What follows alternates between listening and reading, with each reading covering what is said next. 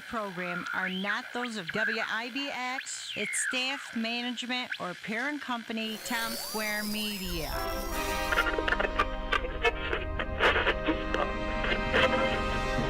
If we take the jail first, we'll have a place to lock up all the others. Then there's Keeler. He took over the bank as soon as the judge was murdered. But I think that's because when you make tough decisions, you're left to deal with the repercussions.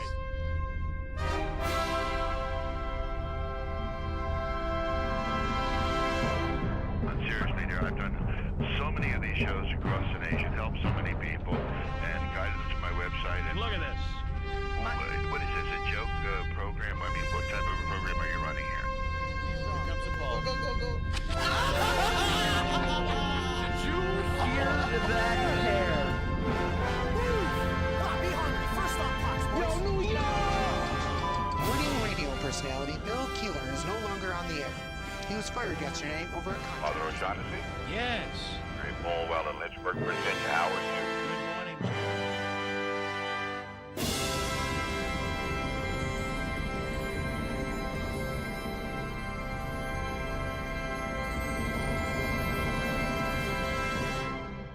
Go to hell! Free your mind.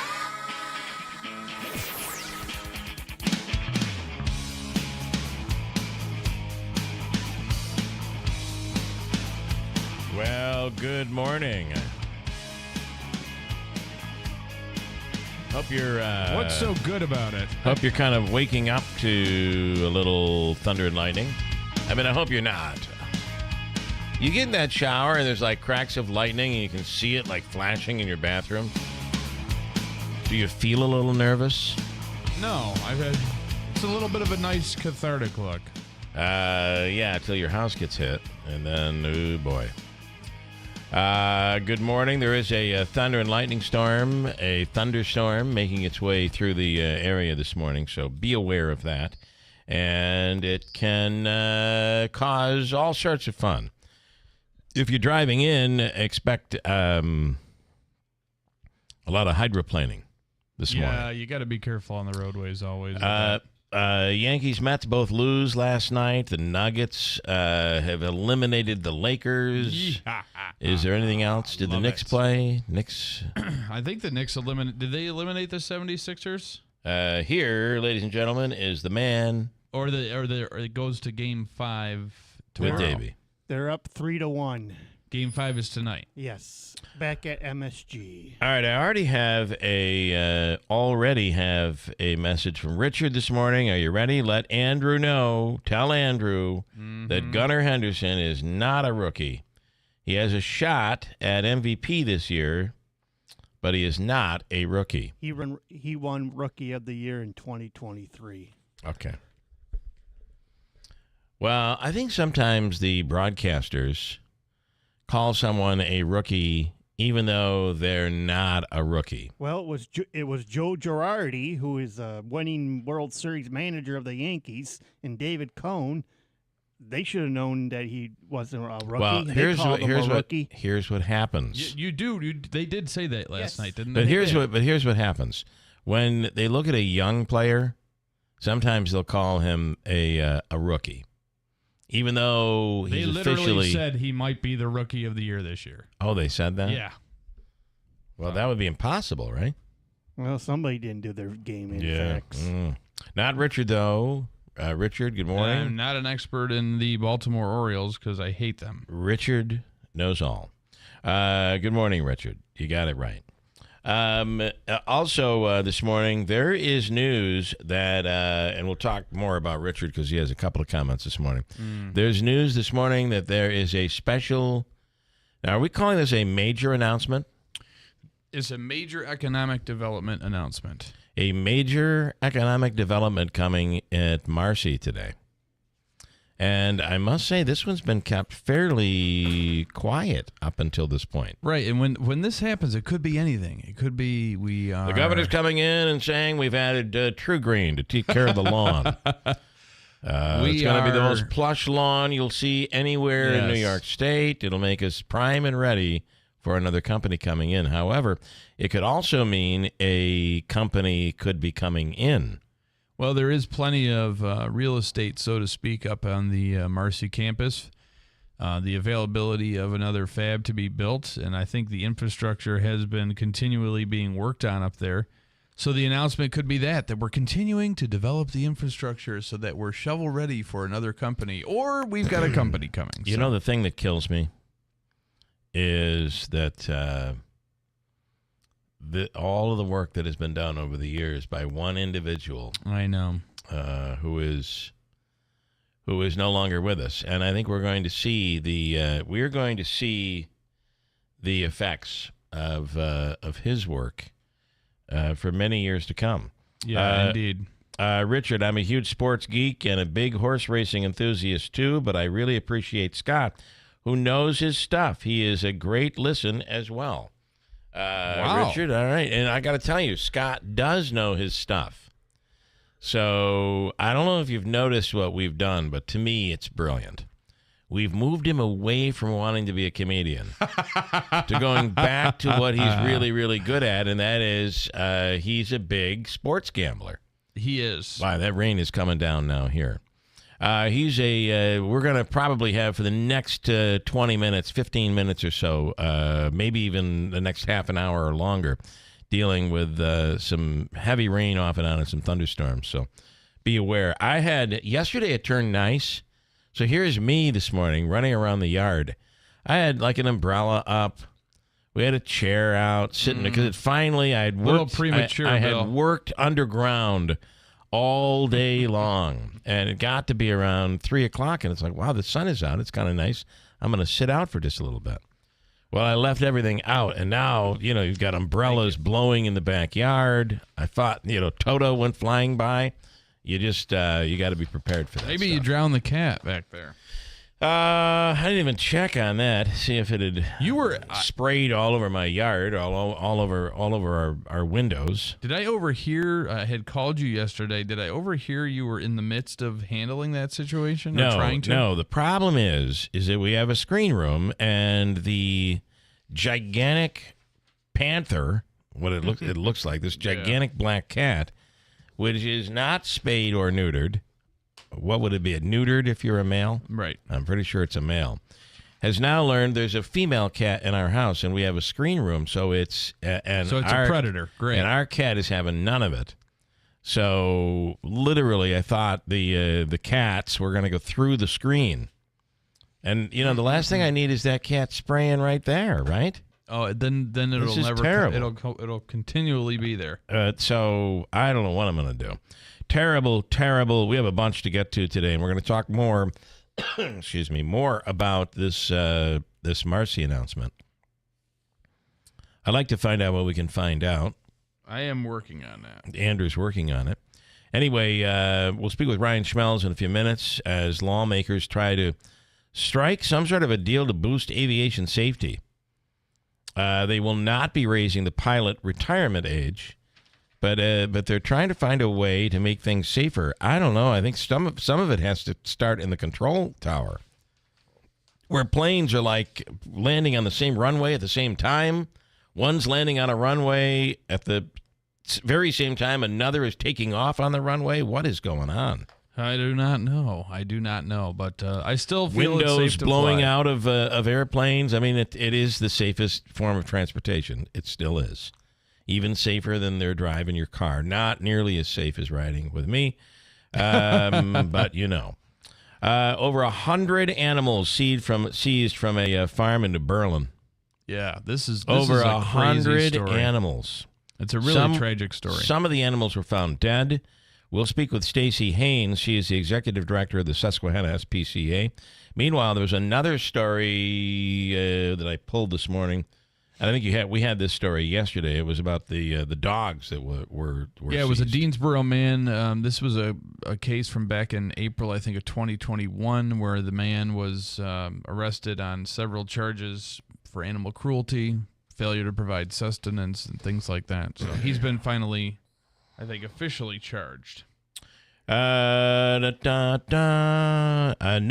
Richard doesn't know everything. Lance from Lee knows everything. Just ask Andrew. Yes, of course. Boy, we had a lot of talk about Lance and you. Are you guys are you made up? Are things okay? I haven't really had any conversations with him at all. Well, no. you guys gotta lighten the heat, turn off the heat a little bit. And regarding your cat, says Mike, perhaps Christy Nome could stop by to take care of it. She's pretty good taking care of dogs. Okay. Oh yeah, what is with that story? What is she Yeah. like? She killed her dog or something? I don't know what is going on there. And how about more out of this DA in Monroe County in the Rochester area? There's more, huh? Well, this story has really taken on a life of its own. While there's not really any more information, it is spread not only nationally but internationally. This is a story of, you know why? Because this is a story of some authorities, some people in positions of power who take advantage of that and think that they are above the law, that they can do something. Don't you know who I am? The general public can't do.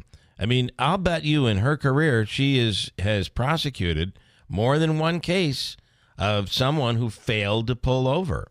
Oh, yeah. And now here she is. And what was the reason for that? I want to know. I mean, that seems to be why I didn't pull over because I was having a rough day. I don't buy that.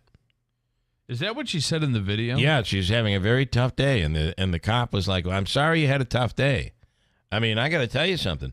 Davey in here has a tough day every day. Don't you? Not every day. Not but every you day. are right. I mean, if you were to take 7 days out of the week, a good 4 or 5 of them are going to be tough days. You're not alone. We're all in the same boat. But she was claiming that her husband had some medical test that day, and she didn't. The results didn't come back, and she was just like bummed out about it. That's why she's claiming she was having a bad day. Yeah, boy, that's a good one. Yeah. That's a real good one. See, that's kind How many of, times have you gotten a test, Davey, and you didn't like the results? Did you go speeding home? And Well, when no, the cops it's not tried that to she pull didn't you like the over? results. She didn't get them yet. Oh, she hadn't gotten them. Is that what you're saying, that they hadn't came in yet? So she was nervous? That's a dumb excuse. She should know better. Well, it's but see, it's the type of excuse that you're going to question that there's medical stuff going on. That's right. We don't. I mean, we're How dealing dare with you. we're dealing with something potentially really bad. So don't look here. And as I'm she having a said, bad day today. Am I gonna? You want me to take it out on you guys? Sure. no, Just tell me please, when. David, please. Yeah, please Yeah. take it out on us. Please, no, please don't.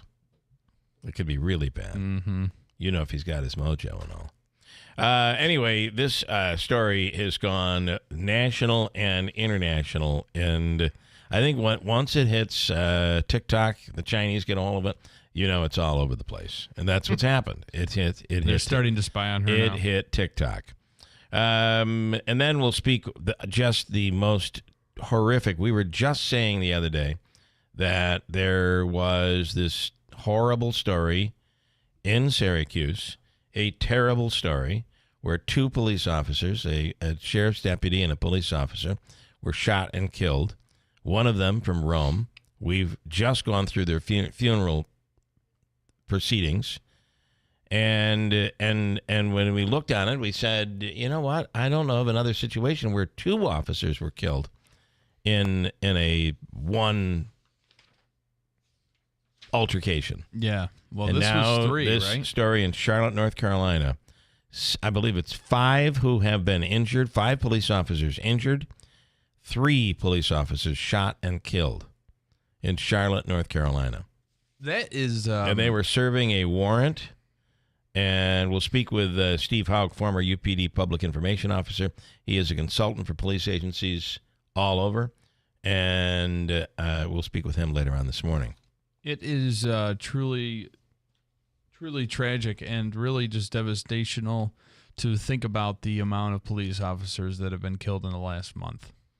From the Right. 2 from the And 2 then even locally, the then one in New York City, Albany, who didn't die. Yes. And then think about it. The Chicago police officer driving home. In Charlotte, you're talking about 8 police officers were shot.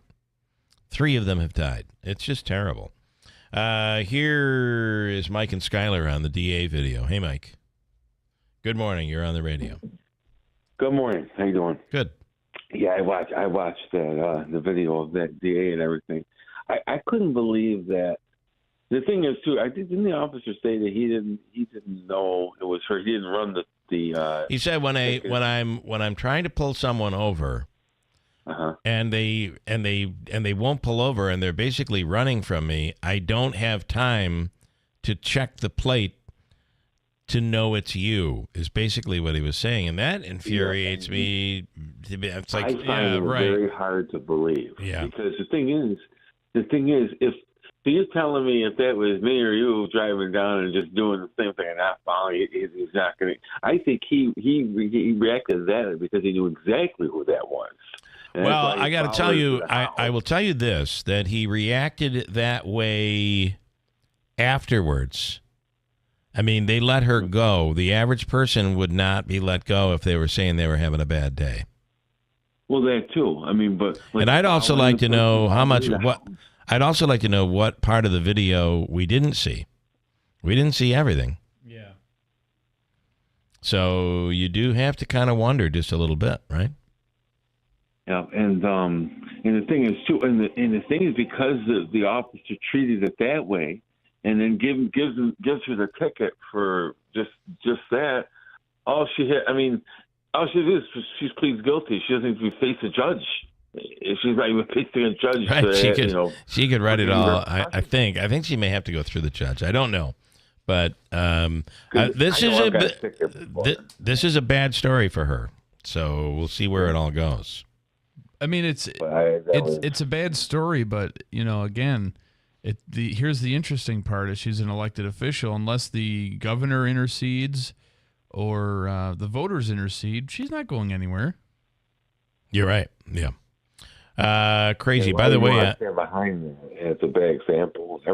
It's a terrible example. It makes the job more difficult for police because you're thinking, well, hey, she can do it. Well, she is the DA. I don't think so. It makes you wonder what would have happened if he acted a different way. Like if someone just what if he drove right in front, really pulled her over and made a big scene. And, right. I mean, she just almost like she knew that wouldn't happen. Well, I wonder, was she trying to get home because she had some cocktails and did not want to have a DWI? Are they not allowed to breathalyze her once she's in her home or something like that? I think they completely gave her a pass. Because she got home. Yeah. She was home at that point. The old rule they say is the first thing she should have done is gotten in the house and grabbed a whiskey bottle and started chugging it. Because that would have been, you couldn't prove. Yeah, I got home and had a drink. You couldn't prove that the alcohol was from, but she didn't even worry about it because she wasn't going to be checked. Anyway, Mike, have you started watching the, what's it called? Reindeer? Baby reindeer. Baby reindeer? Oh my God! My girlfriend just asked me about that yesterday because she heard about that. I just was told about that yesterday. I have not seen it. Oh boy!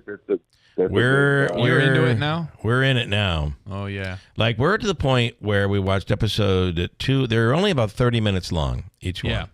We watched episode 2 and 3 last night, and I said we gotta do one more, and we didn't because I have no say.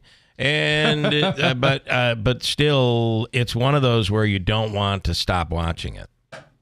And the other, it's also one. And by the way, it's a true story, and it's also one where I keep thinking to myself, "Why are you doing this? Why have you made this move? This is the wrong move to make. Why are you doing this?" Yeah.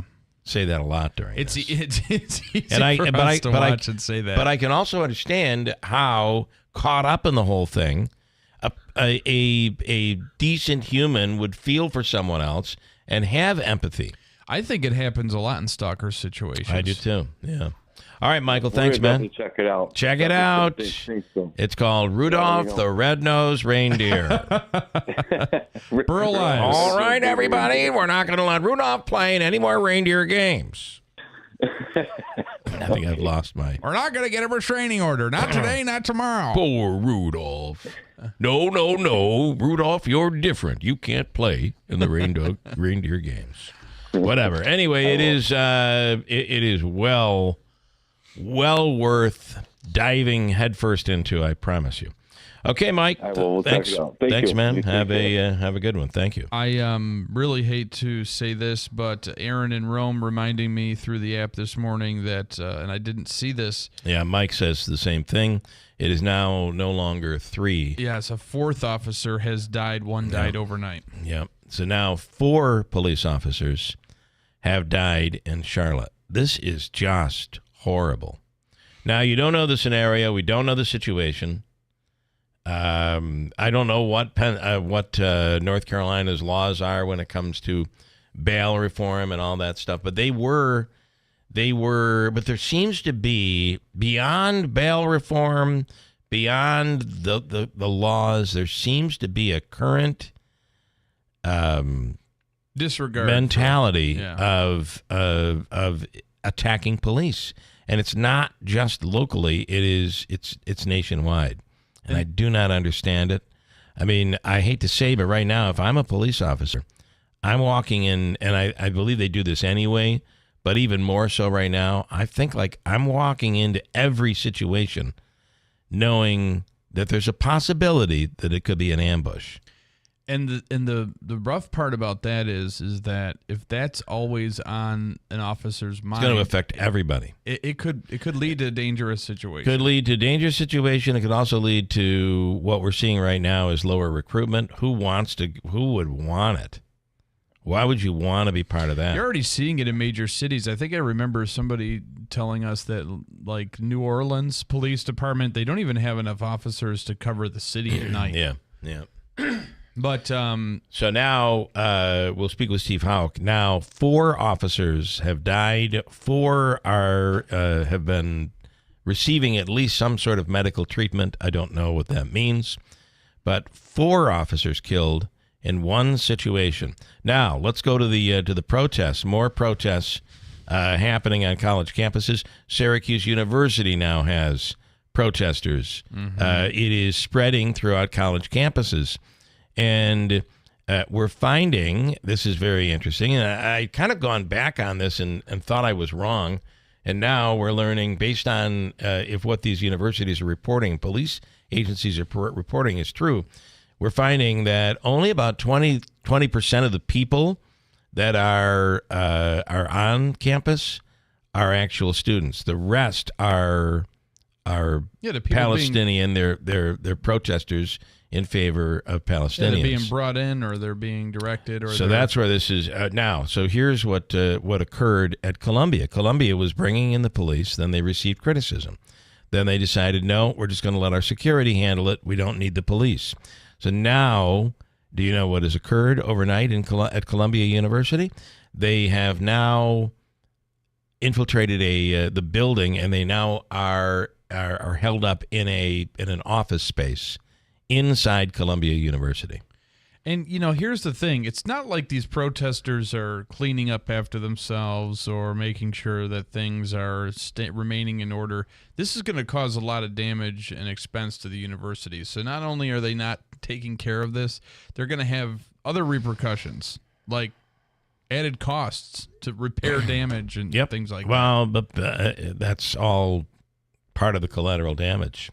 And in Syracuse University, it's my understanding, right, that they have a very large Jewish student population on campus. Columbia does. All of these colleges do. And to be honest with you, when you've got any student that's not involved in the protest has to walk past this, you feel, whether you're Jewish or not, you're going to feel if you're not joining vulnerable. Joining the cause, what are you doing? Well, you're against us. Right. So but again, a bad decision. You should have allowed police to keep track of things, and I get it. They want to continue this free speech mentality that it's a college campus, and as long as it's not hate speech, well, it's turned into that.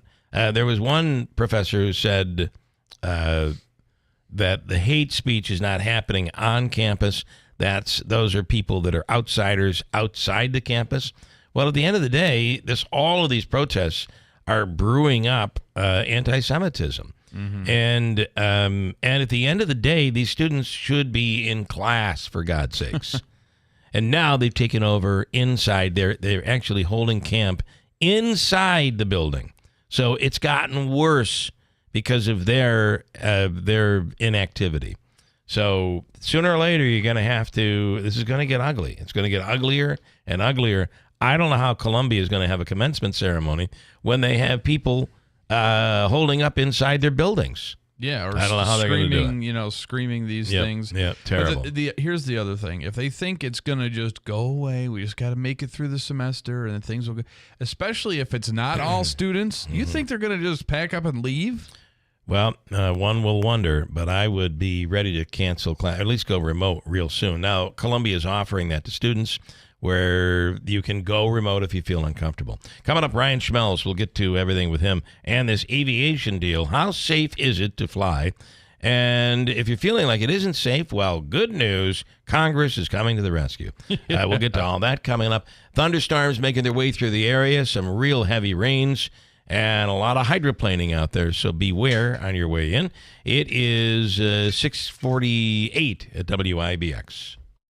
Replacing your roof isn't a decision you take lightly. You want industry standards met with affordable options and a crew who knows how important a sound roof is to you and your family. Dennis Padula & Sons Roofing is your hometown roofers with deep roots in our community. Padula Roofers specialize in residential roofing projects. They're a GAF certified master elite roofing contractor who keeps their standards above the rest. Call 315-733-1564 to find out more about their roofs for troops mail-in rebate. Dennis Padula & Sons Roofing, your hometown roofers. Think identity theft won't happen to you? Think again. There's a new victim every 3 seconds in the U.S., over 15 million this year alone, and many don't even know they're victims. LifeLock alerts you to identity threats you could miss even when you monitor your credit. If your identity's stolen, a dedicated U.S.-based restoration specialist will work to fix it. No one can prevent all identity theft, but everyone can save up to 25% their first year with my name, Clay, as the promo code at lifelock.com. Is thinning hair or a receding hairline making you self-conscious? Try Hair Grow by New Nordic. Millions of men and women around the world trust Hair Grow. With its patented tocotrienol complex, Hair Grow naturally reduces inflammation in the scalp and is clinically proven to promote new hair growth and increase hair count in as little as 4 months. Stop feeling embarrassed about thinning hair and start looking and feeling your best with Hair Grow. Available online at Amazon, Walmart.com, and NewNordicUSA.com. Hi, I'm Martha Stewart. Every year, more than 4 million pets enter shelters here in the United States. My friends at American Humane have been helping animals since 1877. The goal is to ensure that pets have a safe shelter, especially during natural disasters. Adopting a shelter pet allows shelters to help more animals awaiting care. Please consider adopting today and take some time to learn more about American Humane's other work at americanhumane.org. Why do so many dogs suffer from weight issues, skin problems, messy poops, and low energy? It could be the popular dog food you put in their bowl each day. Cody was sleeping a lot, wasn't playing. She was very lethargic and not moving around. Dry kibble just wasn't cutting it. That's why, after more than 45 years of experience of helping dogs make complete health turnarounds, veterinarian Dr. Marty created Nature's Blend. It's a freeze-dried raw dog food made with wholesome ingredients like premium meats, seeds, vegetables, and fruit. And once dog parents switch their pups to Nature's Blend, the results can be astounding. She's got her energy back. She's running around like she did like 5 years ago. Miraculously, she's just feeling all around better. She's like a new dog. Thank you, Dr. Marty. Get your dog started today and save up to 54% off Nature's Blend. Plus, receive a free pack of our best-selling beef liver dog treats. Go to drmartypets.com/deal or text DEAL to 511-511. Text DEAL to 511-511. All dogs are unique. Your dog's results can and will vary. Message and data rates may apply. This station is brought to you by Tallman's Tire, located in Utica, Yorkville, Rome, and Herkimer, and online at tallmanstire.com. This is Keeler in the Morning, WIBX 950 and 92.3 FM. Beware of those thunderstorms this morning. Heavy rain, lightning, thunder, wind. Have I gotten it all covered? Acid rain. There's some acid rain coming down, I believe. Could be. Ryan Schmelz standing by from Fox News Radio. And Ryan, lawmakers striking a deal to boost aviation safety. There's a lot of talk right now. Well, there's not a lot of talk. A lot of stories right now about near misses and windows blowing out of airplanes. Whole panels of doors. Ooh. So what are we going to do here? And ladies and gentlemen, Congress to the rescue. Yeah, well, good morning. So, yeah, well, they've got what's called the FAA reauthorization, which has been worked on for the last couple months. And based off what we heard yesterday, they now have a bipartisan, bicameral agreement on what that reauthorization is going to look like over the next 5 years. So, like I said, a 5-year agreement, $105 billion, includes an increase in funding to hire more air traffic controllers, but also additional funding to deal with runway safety and some of the close calls that you just mentioned there. I just, you would think that something as dangerous as airplanes flying, and some of these airports where just look up in the sky, you can use your phone to show how many airplanes there are. How do they all maneuver? How do they weave through? My flight radar So app. you would think that Congress wouldn't need to push new mandates. You would think that the safety measures would be something that would come very first for every airline and every company out there. Well, you have to keep in mind that the FAA reauthorization expires at some point, and that's what they were dealing with in this situation, which was, and it's something that happens relatively, rare, but in this situation, we were seeing the FAA coming to a reauthorization deadline. Yep. They've extended it on a short-term basis a number of times this Congress, which is what they've done with government funding in general. So now we truly have an FAA reauthorization plan that they're hoping to sign into law, and that'll keep that active for the next 5 years. Okay. All right. Interesting. So I think too with airlines too, technology does always evolve, especially in this industry. So I think they need to kind of modernize that every time there's a reauthorization deadline they come up on. I mean, there was so much attention given to it right before, because after 9/11, I mean, everything was focused on this, and then all of a sudden we're having these issues with Boeing, and it does make you kind of wonder. Still, though, it is the safest form of transportation, period, out there. And it's the one that has the most anxiety, right? That's it the is, crazy yeah. part. But yes, I mean, your chances of being involved in a plane crash, I believe, are like significantly less than your chances of being involved in a car crash. But like we just said, it's still these close calls and these runway issues, and just one issue with an airline is enough to set social media and the public on fire, because I think it is just a topic that incurs such anxiety and so much terror from the general public. So, there's a high level of importance on this right now. Well, it is understandable being in an aluminum can with wings 30,000 feet in the air. Well, it is. Else in control of and having somebody else in complete control of your life. That is, you're right, and you're not driving. I don't know about anybody else, but I hate riding with anyone in a car. I like to do the driving, and you can't do that on an airplane. Yeah, it is what it is. Excuse me, sir. You mind if you just move over? I'll take over here. Let me. I've had a little experience. Just step on in here. Watched a few movies in my day. Let's see what we can do here. All right, Ryan. Good stuff. Thank you, man. Have a great day. Hey, you too, my friends. Thank you. Ryan Schmelz with Fox News Radio. It's a similar thought when you're on a cruise ship. How is something that heavy, just floating in the water? How is something that heavy able to be? Well, it's like anything else. You feel completely comfortable until you get into a storm.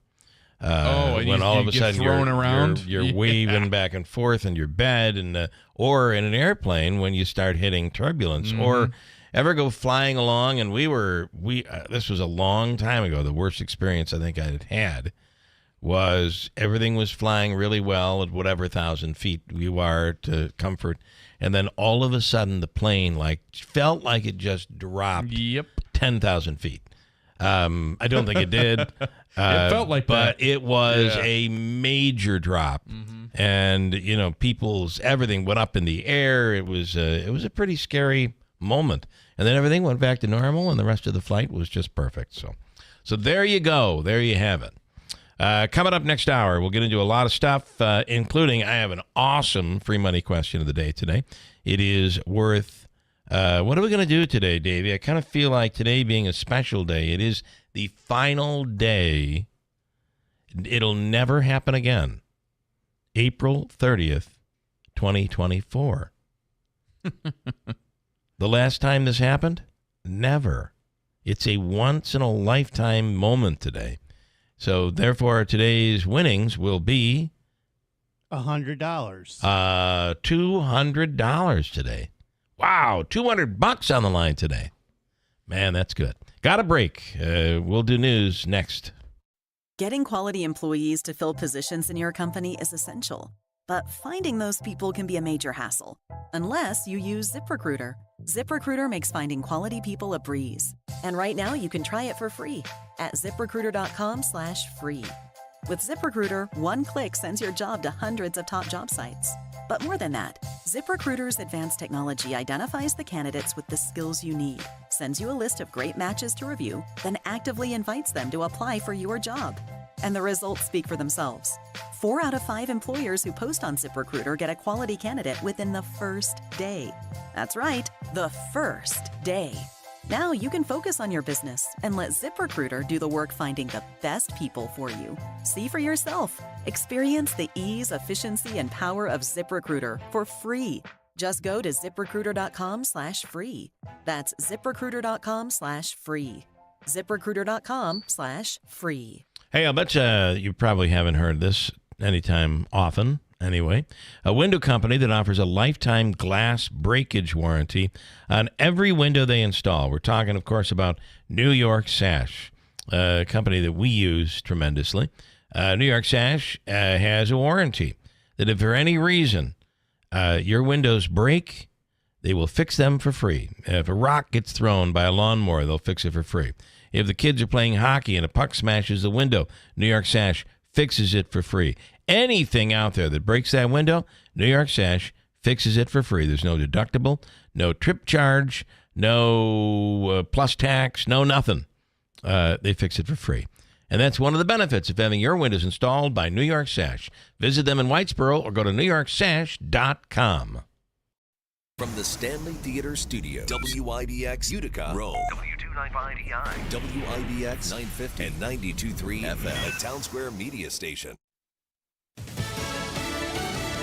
Protesters become occupiers. I'm Dave Anthony, Fox News at Columbia University in New York City, where the pro-Palestinian demonstration escalated early this morning. Protesters stormed into a building, putting up barricades. Inside of Hamilton Hall is the office of the Dean of Columbia University, as well as other academic departments. Fox's Brian Yennis near the Columbia campus, where students had been told yesterday to end an encampment or be suspended. Whether or not the NYPD is going to be allowed to go in will be a decision, the NYPD says, by Columbia University. We have not heard any chants or cheering or anything like that over the last couple of hours. We have had no official word from Columbia University regarding this next escalation. The only thing we have heard from them was yesterday when they had a presser and said that the students that refused to leave the deadline would be that they had begun suspending folks. It's one of many protests on college campuses nationwide. Some of the anti-Israel chants being heard upsetting Jewish students at Columbia. Jessica Schwab tells Fox. It's terrifying to hear, and I'm part of a larger Jewish community. And there's some kids who haven't been on campus in the last 2 weeks because of the fear. 4 law enforcement officers President Biden has praised as heroes are being mourned in North Carolina, shot and killed outside a home in Charlotte. They were members of a U.S. Marshals Fugitive Task Force. This includes members of the U.S. Marshal Service, but also members of law enforcement agencies. They were attempting to serve a warrant for a firearms violation. Fox's Jonathan Seri. 4 other officers were wounded in the gun battle that also left a suspect dead, a woman and a teenager taken into custody from the home. The president, in his statement after the shooting, also called for stricter gun control laws. Former President Trump will return to court this morning in New York as testimony resumes at his first criminal trial. America's listening to Fox News. Hey, if you want a firearm that is easy to transport, you got to check out the U.S. Survival Rifle from our friends at Henry Repeating Arms. Now, it is a portable rifle that you can put together, take apart in just minutes. And then when you're not using it, you can store the parts in the little case that it comes in. It's so small you can store it pretty much anywhere, and it's light enough to carry everywhere. Now it comes in black and 2 different camo patterns, and you can pick one up for $300 to $400 depending on the finish. Check out their videos. Go to their website. It's one word, henryusa.com/survival. And while you're there, make sure you order their free catalog. Now, Henry makes more than 200 rifles and shotguns and revolvers, all made in America, all backed by a lifetime satisfaction guarantee and the best customer service in the business. Go to their website, henryusa.com. Get their free catalog. They'll send you free decals and a list of dealers where you are. That's henryusa.com. Free catalog decals for the Henry U.S. Survival Rifle. While all the protests rage on here in the U.S., a scientist is staging a sit-in in China. Since Sunday, virologist Zhang Yongzhen has been sitting outside his laboratory in the pouring rain. He and his team have been locked out, the latest in a series of events said to amount to victimization. In January 2020, Zhang was the first scientist to publish a sequence of the COVID-19 virus. The Chinese government has since exerted pressure and control over researchers, allegedly wanting to avoid scrutiny over how it handled the start of the pandemic. Reached by phone, Zhang said it would be inconvenient for him to speak. Jonathan Savage, Fox News. A prosecutor in New York is under scrutiny. Monroe County District Attorney Sandra Dorley issued a statement on Monday saying, "I failed you in the standards that I hold myself to, and for that, I am so sorry." Dorley was caught on police body cam video cursing at a police officer who tried to give her a speeding ticket last week, telling him to just go away. Police say they clocked Dorley driving 55 miles per hour in a 35 zone. She drove to her home instead of pulling over. And the video also shows Dorley calling Webster's police chief, asking him to tell the officer to leave her alone. Governor Kathy Hochul has ordered a review of the incident. Tom Rigotti, Fox News. On Wall Street, stock futures down modestly the day after gains. In the NBA playoffs, Jamal Murray, a hero again for Denver. Murray to try to break the tie. No timeout by the Lakers. They got to go. James, a bump, a feed, a Prince shot. No! Zero's on the clock. And that ends the season for LeBron James and the Lakers. The defending champion Nuggets advanced with a 108-106 win on TNT. Murray also hit a buzzer-beating game winner in Game 2 for Denver. Oklahoma City also advanced to the second round, completing a sweep of Oklahoma City. Boston beat Miami to go up 3-1 in that series. I'm Dave Anthony, and this is Fox News. Good morning, WIBX 950 News Time 7:05. I'm Andrew Derminio. It is 54 degrees with area thunderstorms, rain showers. We have a app comment from Rat in Little Falls, hailstorm in the town of Danube. So there is the possibility of rain showers and thunderstorms, heavy rain and gusty winds and hail being produced today. So just be aware of it. Your full forecast is coming up. The murder trial of a man who is accused of shooting and killing a toddler is scheduled to continue today. Yesterday, the defense and prosecution worked to pick the jury that will decide the fate of 27-year-old Jesse Outley. It is alleged he took part in the drive-by shooting that resulted in the death of Dior Harris back in 2021. 2 other kids ended up being injured but survived. The trial is expected to take about a week, and if convicted, Outley faces 25 years to life in prison. After being open for more than 150 years, a college in Cayuga County is about to close its doors for good. It was announced yesterday that Wells College in Aurora will shut down at the end of the current spring semester.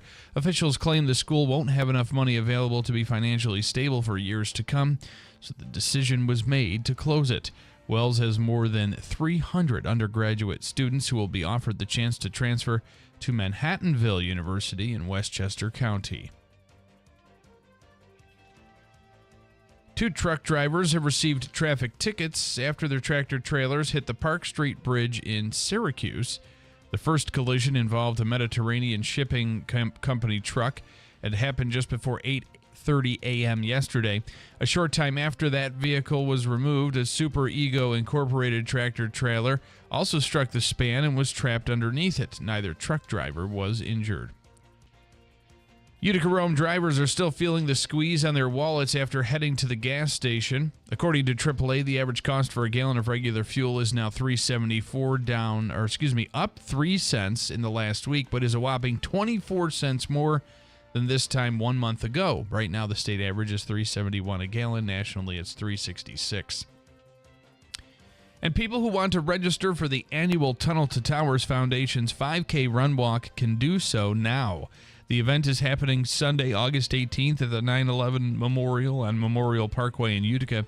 A discounted sign-up rate of $25 is being offered now through May 5th, and prices are going to increase the next day.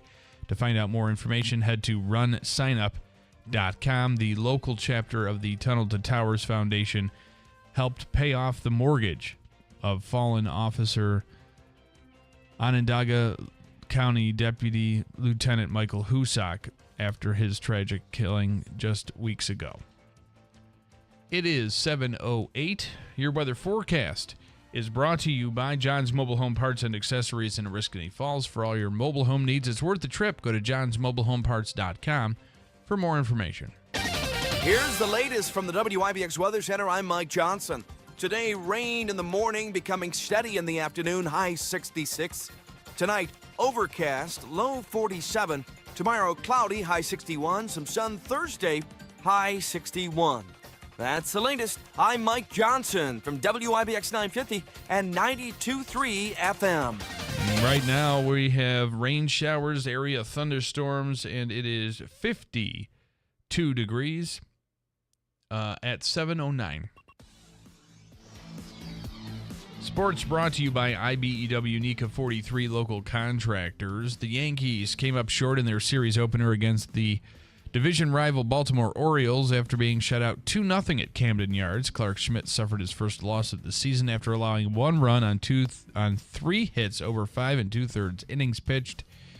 And then it was the Anthony Volpe error at shortstop that led to the second run.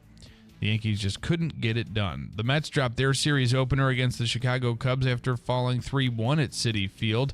They're now tied for third in the NL East at 14-14. They'll continue their 4-game set tonight in Queens. The star player on the Philadelphia 76ers is upset about vocal Knicks fans on their home court. Joel Embiid said it was disappointing to hear all those fans from New York during a Game 4 loss at Wells Fargo Center. Last season's league MVP said it's not okay, and he's never seen anything like it. Philly trails the best of 7 first-round Eastern Conference Series 3-1 with Game 5 taking place at MSG tonight. The Islanders are hoping to stay alive in the Stanley Cup playoffs. The Isles are trailing the Carolina Hurricanes 3-1 entering tonight's Game 5 at PNC Arena. The Rangers are waiting to learn who their next opponent will be after sweeping the Washington Capitals to open the Stanley Cup playoffs. They will face the winner of that Hurricanes-Islanders series. And the Chiefs are rewarding their superstar tight end with a new contract. ESPN reports the Kansas City Chiefs are signing Travis Kelce to a 2-year extension worth $34.25 million. The deal includes $17 million guaranteed for the season, with the rest of the money set to be guaranteed on the third day of the 2025 league year. The 9-time Pro Bowler and 3-time Super Bowl champion finished last season with 93 receptions for 984 yards and 5 touchdowns. He's compiled 907 catches for 11,328 yards and 74 touchdowns throughout his 11-year career, and he also has 1 coach push and a lot of crybaby moments.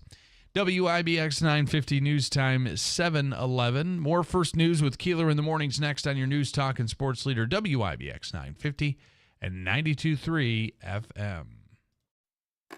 Ready for a smoother, safer ride? Look to Tallman's Tire and Auto Repair, your trusted tire experts. Let Tallman's Tire and Auto Repair get your vehicle ready for spring. Visit Tallman's to get your free alignment check and take advantage of their spring tire rotation and 4-wheel balance special for only $39.99. Get the snow tires off now and save with an instant rebate on Bridgestone and Firestone tires in April, up to $100 off. Visit them in Utica, Yorkville, Rome, and Herkimer, or schedule an appointment online at tallmanstire.com.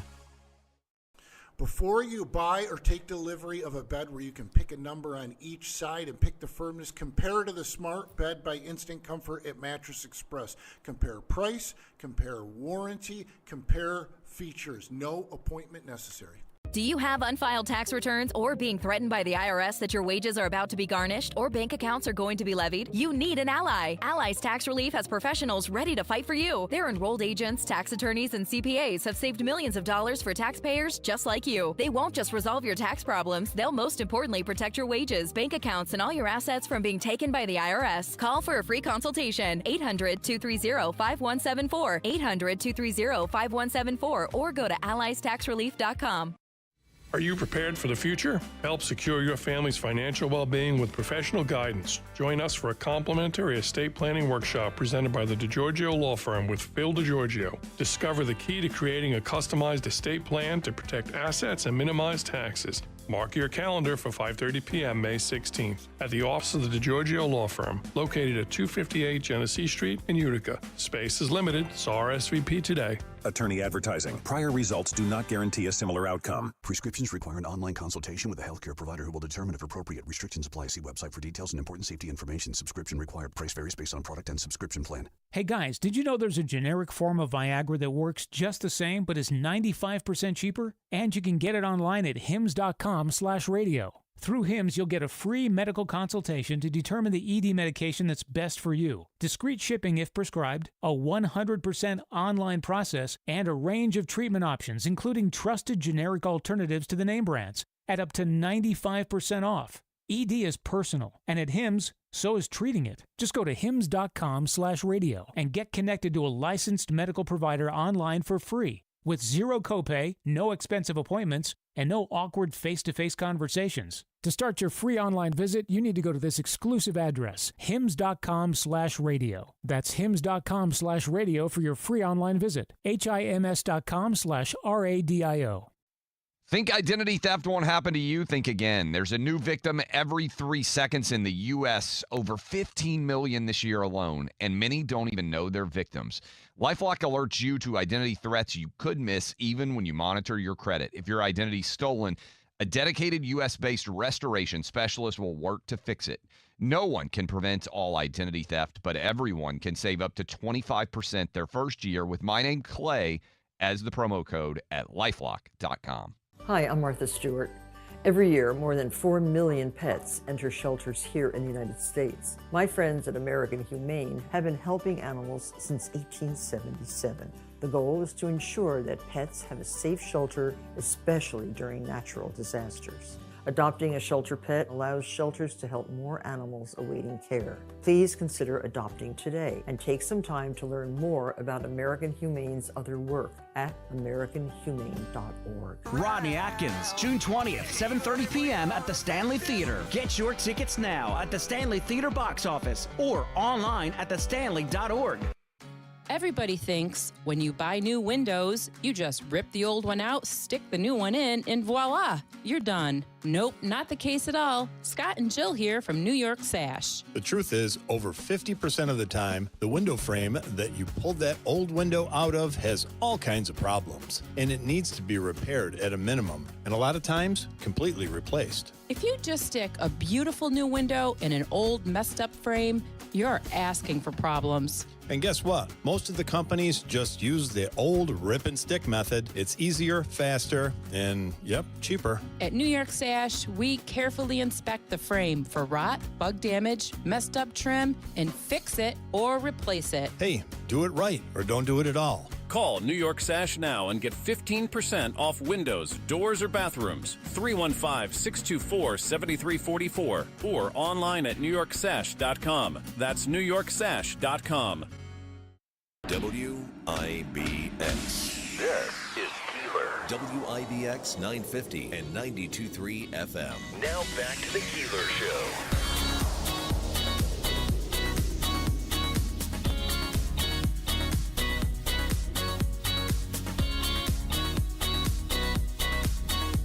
All right, so just to let you know, I'm a little loud there. Sorry. I did a little searching in Oh, my. Oh. Job openings, little job opening searches. You already looking for something else? Yeah, I'm out of here. This is it.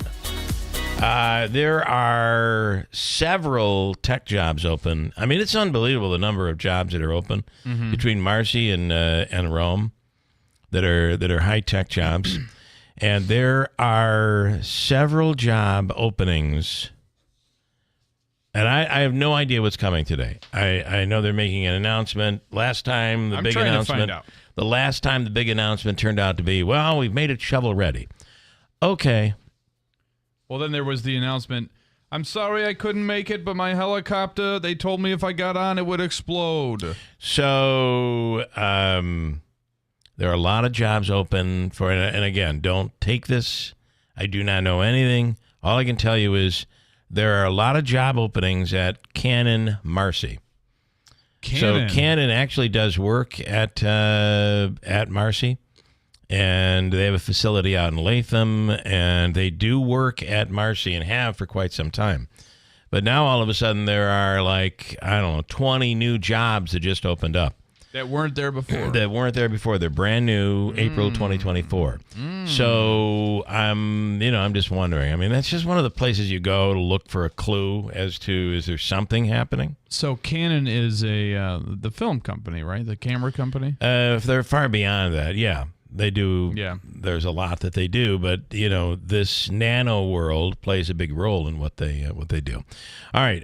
Anyway, there's an announcement today coming from Marcy. I'm assuming the governor will be. Is that what we're hearing? That the governor's coming?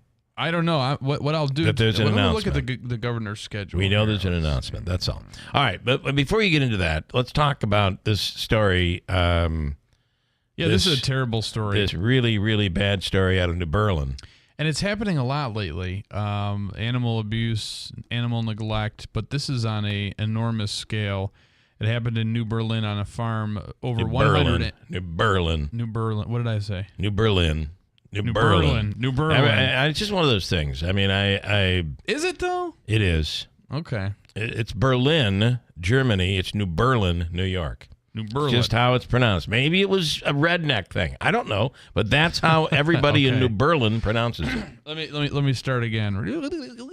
There's a terrible story in New Berlin where over 100 animals were discovered, very emaciated, in terrible condition. Some of them already dead, and some of them had to unfortunately be euthanized. And the individual doing the hard work and doing the very difficult work and working hard is Stacy Haynes. She's the executive director of the Susquehanna SPCA, and I'm sorry if I mispronounced that. And good morning, Stacy. Hi. You're probably gonna come out and say, no, it's actually New Berlin. I'm so tired. It really doesn't matter. It doesn't matter. Well, you guys have been overworked through all of this. There's no doubt, but this is a horrific story. What happened here? Yeah, so this is a pretty well-known pig farm, right outside of New Berlin. And over the years, I guess, because, this is not even in my county. The Susquehanna SPCA is in Otsego County. This is in Shenango County. It's an hour from where I live. But over the years, it's just become a little bit more neglected, every day. And people started noticing dead animals, and that's when we started getting the call. And we can't always, answer when it's outside of our county because we're so busy in our county. Sure. But this case just seemed so egregious that I contacted the state police right away, and they took it very seriously, which was just really wonderful, that local law enforcement officials take this so seriously. And so we had about a week to plan the rescue, and, you have to think about all that goes into it, right? We had to plan for livestock trailers. We brought in border collies to round up the sheep. We had 2 veterinarians and a full, medical team to do assessments because, as you mentioned, there were euthanasias performed in the field. We actually took a mini horse to a local veterinarian and ended up losing her. But it was quite the day. And then, for the SPCA, after we do the actual rescue, our hard work really just gets harder because now we have to try to nurse these animals back to health. So we are really fortunate. We have animals in 5 different locations right now that we're caring for them. And, we're getting through it. And we hope that, justice will be served for these animals. So what was do you know any of the background? You say this is something that is well known in the area. Mm-hmm. Mm-hmm. So I believe, and this is really maybe just, hearsay, because, again, I'm not even from that area, but I believe it was a husband and a wife, and they, had a pig farm, and they would, sell their pigs to market. And I believe that the husband may have passed away a few years ago, and the woman who's left behind is trying to keep up with it. And, she had a hired hand, and it just, they weren't able to keep up. Okay. Is that most of the cases of these animal abuse situations, or were they neglect? Were they mean well? Yes. And maybe that's not the case here, but it seems like they meant well. This one's a little harder to say that. I mean, but it's there's a lot of issues, right? There's mental health issues. And I'm not trying to label anybody, because I don't really know enough. But I just think, generally, when it comes to animal cruelty, you're right. Around here, we don't see a lot of people who are committing these acts to get a thrill. It's because they are having a hard time with their finances. They are trying to feed their family, and the pigs come second, But in this case, I really can't speak to it. I just know that there was blatant animal cruelty, animals suffering and dying before their eyes, and they reached out to nobody for help. Yeah. And that's really something that could have happened earlier. Now, Stacy, just talking about your industry or what you do as a whole, I mean, how serious is it? I mean, that, in Utica, they're dealing with a situation where, I won't ask you to comment on it, but there's a situation where they're kind of in, I don't want to say a dispute, but a disagreement as to handling of the stray dogs in Utica. But I got to imagine that... and that's a dispute between the city and the Humane Society. But I got to imagine that just having enough room or having enough resources to handle the amount of stray animals there are is putting a strain on several shelters across the area. Oh, definitely. I mean, I think what a lot of people don't always understand is that the government has an obligation to take in these stray dogs if they have dog laws.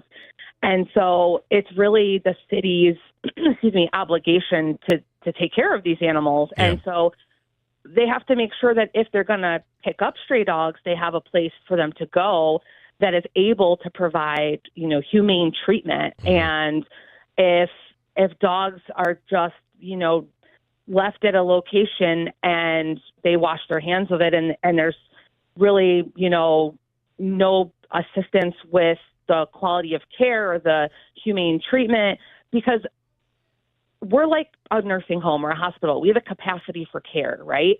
So if you have 100 dogs in a shelter that should have the capacity for 40, right, that's a really big problem. Mm-hmm. Well, you and can imagine, we don't have standards. We don't have standards in New York State right now for animal shelters, but in December 2025 we will. And New York State Ag and Markets is going to be coming around to our animal shelters and making sure that we are providing quality humane care. And so the city and, whoever they're speaking with about their contracts is doing this at the right time, because they're going to, it sounds like they're going to make sure that everything is done right before those standards come into effect. Yeah. It is a very difficult time where, money is stretched in so many different directions, and we don't want to allow bad things to occur. It's a tough time, and if you take on more than you can handle, while you may initially be meaning well, it may quickly spiral out of control. I believe, my wife and I are the best dog owners in all of the world, and I'll explain to you why. Because we don't own a dog, and we came to the conclusion after the kids have kind of gotten older. Our lifestyle does not match for a dog. It just would be, it wouldn't work. And the dog would constantly be left alone, et cetera, et cetera. And I think it is very difficult for people to make that, because that can be a very emotional decision for someone. Oh, yeah, definitely. I mean, we saw that with COVID, right? When people were home, they were adopting at record rates. Like, we couldn't keep dogs in the shelter. And now it's the exact opposite. I mean, shelters in upstate New York that used to have, maybe half of their shelter full, we're now like way over, we're trying to keep at capacity where we can provide great care, because we just have so many animals that are coming in. And, I think a lot of it that we see has to do with finances and with I have to move into an apartment and I can't take my dog kind of thing. So, you're right. Yeah, I mean, sometimes you just have to make that very tough decision. And maybe it's right now it doesn't work. But unless you're willing to make the sacrifice, and you have to pay a lot of attention to a pet. Unlike, by the way, my wife's cat, who would prefer we move out, to be honest with you. Yeah, right? I'm pretty sure. Now, Stacy, you also took the dogs from Deansboro, correct? I'm not sure. I don't think so. Deansboro does not sound familiar. Okay, yeah, that's quite a ways away for them. All right, well, so is New Berlin, to be honest. So, again, I'm assuming a lot more is going to come out about this. Stacy Haynes, thank you, the executive director of the Susquehanna SPCA. How can people make donations or support you guys? How can they help? Oh, thank you so much for mentioning that. So people can donate online on our website, which is sqspca.org. They can also call 07547-8111. And, you sort of mentioned earlier about how hard it is to financially care for these animals. And at our shelter, we don't get any government funding. It's all on individuals, right, who care, who donate. And so we can only continue doing this work if people are able to send in contributions. And anybody who's able to consider, we're very grateful. Thank you so much. All right. Stacy Haynes, thank you for the time. We appreciate it. Thanks. Have a great day. Bye-bye. That's the reality. If there comes a certain point where you can't handle it, you gotta make a move. Yeah, make the hard decision. Otherwise, it could turn into a situation where you're considered. I mean, I guess you could easily think about it the way: how would you handle a child if you could not handle your kid? And you'd have to give the kid up, right? I mean, that's not an easy decision. I would think. I know this sounds like it is a far-fetched thing, but it happens all the time, where a mom out there or family members realize the mom or dad, who's oftentimes absent, that the mom can't handle the kid, and the kid is better off staying with an aunt or a grandmother or somebody else. And I realize the comparison sounds odd to you, but it is a fair comparison, I think, right? Especially when you say to somebody, there's a baby in a pond drowning and a puppy. Which do you say first? I don't know. That's not a fair scenario. That would never happen. Question that you shouldn't ask me. We have to break. I have, Davey, oh my, I have such an amazing free money question. It's going to blow your mind. Oh, okay. Oh, yeah. The question this morning is worth $200. Thank you for that, Davey. And we're going to be going with, let's see, can we do it now? I guess we can. Yeah, we should. Because I want to get into Steve Houck on this horrific story out of North Carolina. Davey, we're looking for caller number what right now? Caller number 6. I said $100. He said $200. $200. Caller number 6. Caller number 6. See, when you say 1, what we're hearing in our headphones is 2. It's crazy. Yeah, we gotta get Kelly on that. And by the way, I love the new shot on YouTube. Completely love it. It is exactly what we needed. Sometimes you don't know what you need, and Kelly, we appreciate that. And I'm not just saying that. I am loving it. I really do love it. Davey, you can't even see it. No. Well, you got to look on YouTube. All right, I got a break. You're looking for caller number what again? 6. 6th caller. Ooh, he's getting testy. 6. 6th caller for, as Davey says, $200. And it's next on WIBX. Ready for a smoother, safer ride? Look to Tallman's Tire and Auto Repair, your trusted tire experts. Let Tallman's Tire and Auto Repair get your vehicle ready for spring. Visit Tallman's to get your free alignment check and take advantage of their spring tire rotation and 4-wheel balance special for only $39.99. Get the snow tires off now and save with an instant rebate on Bridgestone and Firestone tires in April, up to $100 off. Visit them in Utica, Yorkville, Rome, and Herkimer, or schedule an appointment online at tallmanstire.com. Getting quality employees to fill positions in your company is essential. But finding those people can be a major hassle, unless you use ZipRecruiter. ZipRecruiter makes finding quality people a breeze. And right now you can try it for free at ZipRecruiter.com/free. With ZipRecruiter, one click sends your job to hundreds of top job sites. But more than that, ZipRecruiter's advanced technology identifies the candidates with the skills you need, sends you a list of great matches to review, then actively invites them to apply for your job. And the results speak for themselves. 4 out of 5 employers who post on ZipRecruiter get a quality candidate within the first day. That's right, the first day. Now you can focus on your business and let ZipRecruiter do the work finding the best people for you. See for yourself. Experience the ease, efficiency, and power of ZipRecruiter for free. Just go to ZipRecruiter.com/free. That's ZipRecruiter.com/free. ZipRecruiter.com/free. Now your ideas don't have to wait. Now they have everything they need to come to life. Dell Technologies and Intel are creating technology that loves ideas, loves expanding your business, evolving your passions. We push what technology can do, so great ideas can happen right now. Find out how to bring your ideas to life at Dell.com.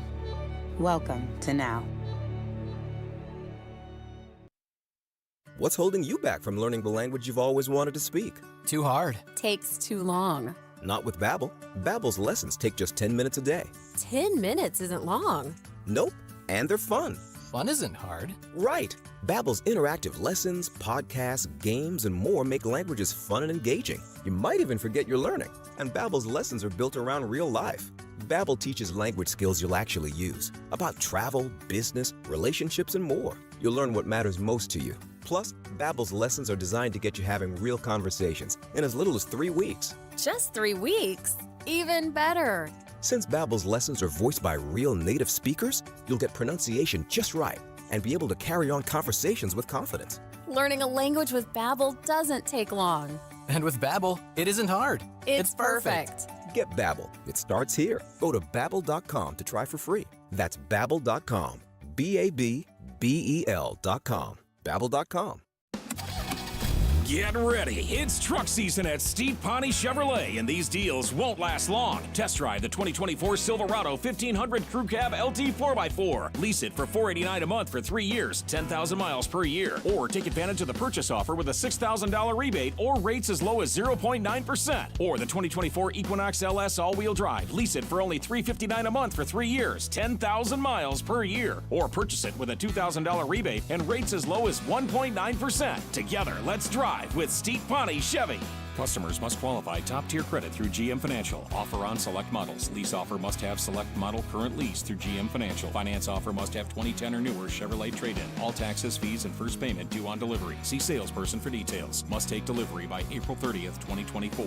See why it's always easy to do business at Steve Pawnee Chevrolet, Route 28 in Herkimer, or at StevePawneeChevy.com. Curtis Lumber's Customer Appreciation Days are back. For 3 days only, May 2nd through May 4th, Curtis Lumber will pay the sales tax on your purchase. Not sure what you need for your project? Buy a gift card and Curtis Lumber will load the sales tax amount onto the card as a bonus. For details and in-store specials, visit curtislumber.com/customer appreciation. Enjoy tax-free savings May 2nd, 3rd, and 4th at Curtis Lumber.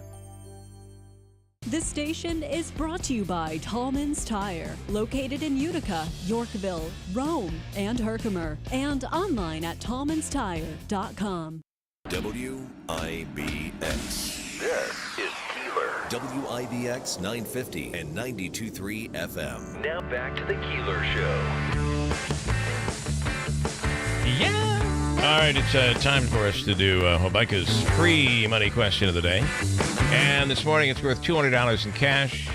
from Hobeika, the Hobeika Law Firm, 315-724-1600. Joseph and Andrew Hobeika for all of your legal needs, the Hobeika Law Firm. Davey, I don't see where you wrote down a caller's name here. I did on number 4 there. Now I see it. It's Jerry in East Herkimer? All right, cool. All right, he's on the line right now, ready to take a shot at Hobeika's free money question of the day. It's worth $200 this morning, and it is Jerry in East Herkimer. Good morning, Jerry. Good morning. Good morning, Bill. All right. Okay, Jerry.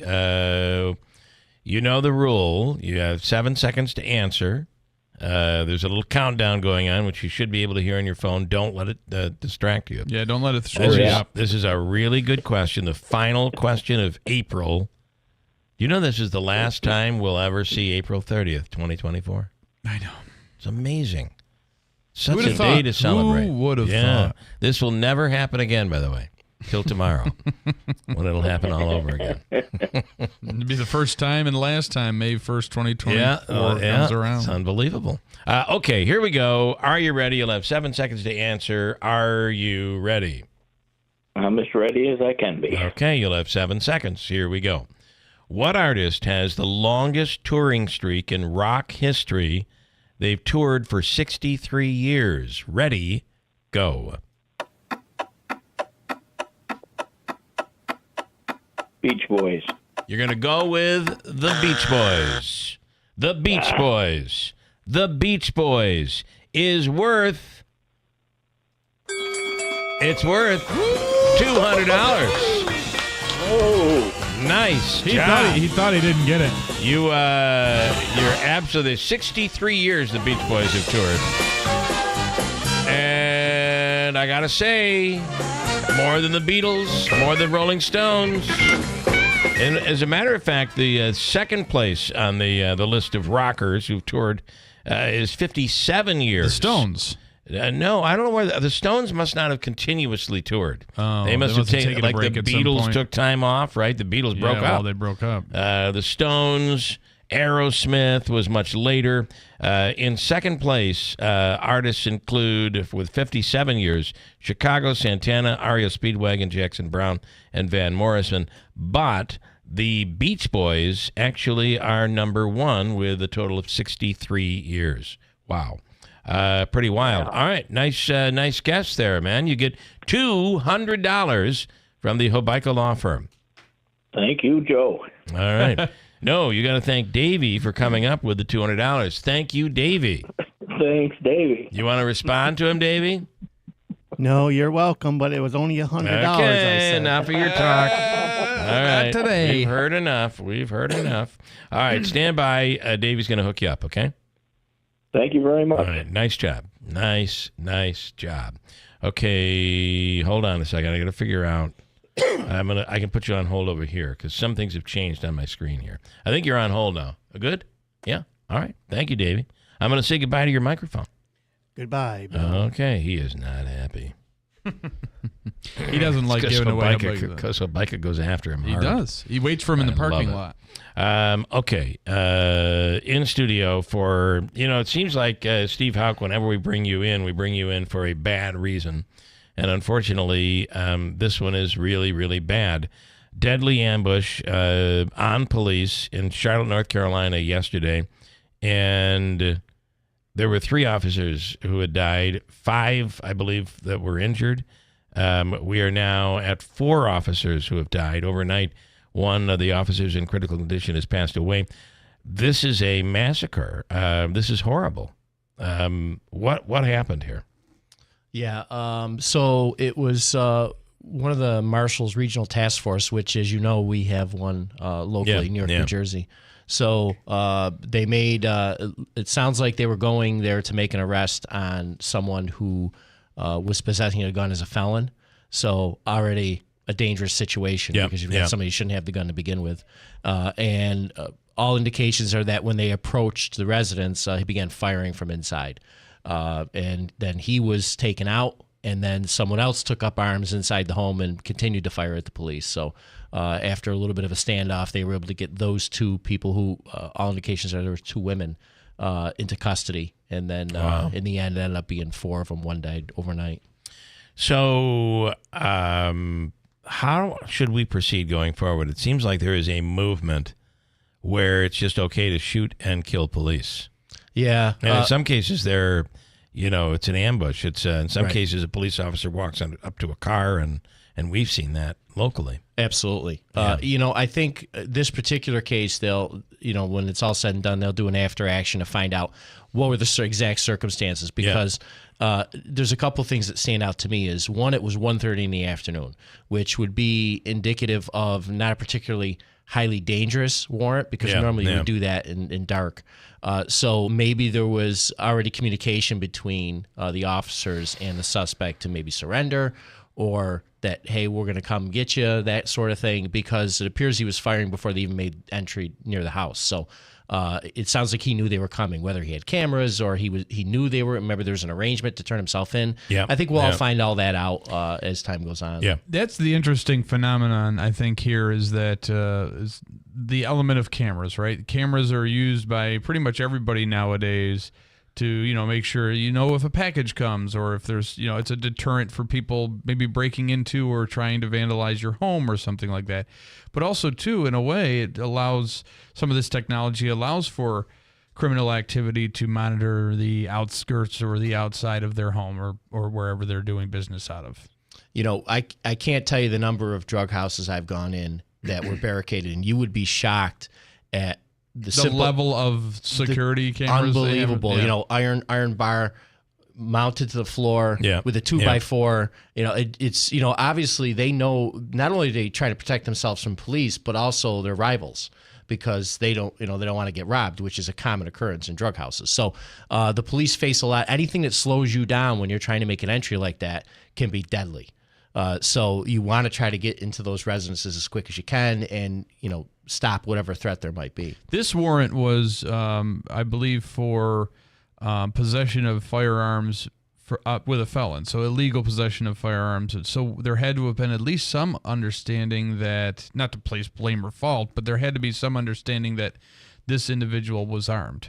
Clearly, yeah. So I guess we'll have to find out. And again, this takes time, but they'll get to the bottom of exactly why so many of them were shot and killed, because it's a dangerous job. You're never going to take the danger out of it, unfortunately. But they'll I take must a wonder, look at it. in some scenarios, and again, we're going to wait to find out, but if you're putting police officers in a position where they're vulnerable and they could be shot, it would be understandable if they've gone into a school and they're ready to shoot up children, but if you're in a home, and wouldn't you be better off waiting for that person, just kind of staking it out and waiting for that person to leave the home and taking him out that way, with the element of surprise versus this? Although we might be learning something. I really fear, though, that if we learn that they didn't have to go in this way, and you knew he had a gun, you knew he was dangerous, maybe someone put police officers' lives in danger here. Yeah, given the fact that it was one of the U.S. Marshal Task Force, we have one that we work with locally, and I can tell you they're incredibly professional, and they rely on the intelligence. They're not, kick the door down and take everybody. That's not how they operate. They're very professional.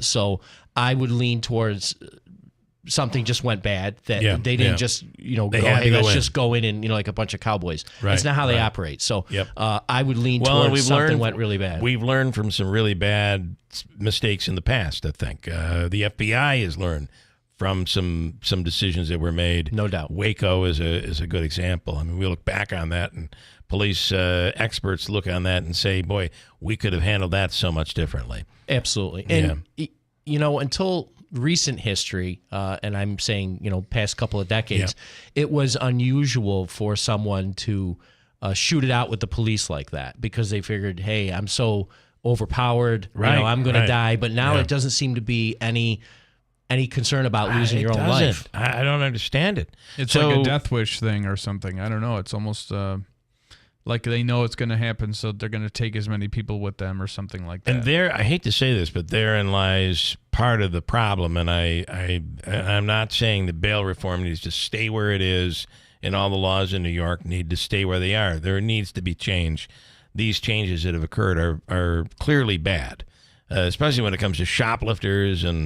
But if you're willing to go face to face with a police officer in a shootout, do you think that person is going to worry about a law? Well, that's always been the issue, and that's. I mean, we're talking about two different types of people. There's here. criminals that are already committing criminal acts. And that's one of the arguments against, these wide sweeping gun control issues. Is right. It doesn't. The criminal's always going to go get the gun. Going to get a gun. There's no law that's going to prevent that person. We can pass all the and who follows the laws. Right, but the law-abiding people. Yeah. Right. So, I mean, and I've said, and we've discussed this before. If I change the speed limit to 80 miles an hour on Genesee Street, not everybody's going to drive 80 miles an hour. Right. There'll be a bunch of people who say, "Hey, that's not safe." Bill, we know Will. Yes. But and Davey, I'm sure Davey would. It. Yeah, David would do it on a scooter if he could. He'd be all over it. Yep. He'd do 200 miles an hour. 200 miles. Yeah. So, but we're talking about two different things. And I think we have to look at it that way. We're talking about two different things. And then you add in mental health. And this is we're in the middle of a very complex problem. However, I do think that police have to, I would think agencies around the country are looking at this saying, this is a real problem. There's a trend going here. We got to be really, really careful. Not that you're not already careful as a police officer. Yeah, it's tricky because, we see, I think probably more law enforcement officers die on traffic stops than anything. Really? We know that. Over if you look at it as a whole, that shootings, accidents, anything. All of it, right. Yep. And you look at that and say, okay, well, let's just stop doing traffic stops because that'll stop the deaths. Right. We can't do that. So we have to try to do it the safest way we can, which the training in law enforcement, I can tell you, has gotten so good over the years. And we try to look at these and we look at these terrible situations and we take an honest look at it and say, okay, how could we have done it better? What mistakes did we make? Because we don't want to keep losing officers. So you try to get good at it. And I've said this, we've discussed this a lot of times. I don't think there's a profession that exists that goes through more scrutiny both externally and internally than law enforcement. Right. Let me ask you this too.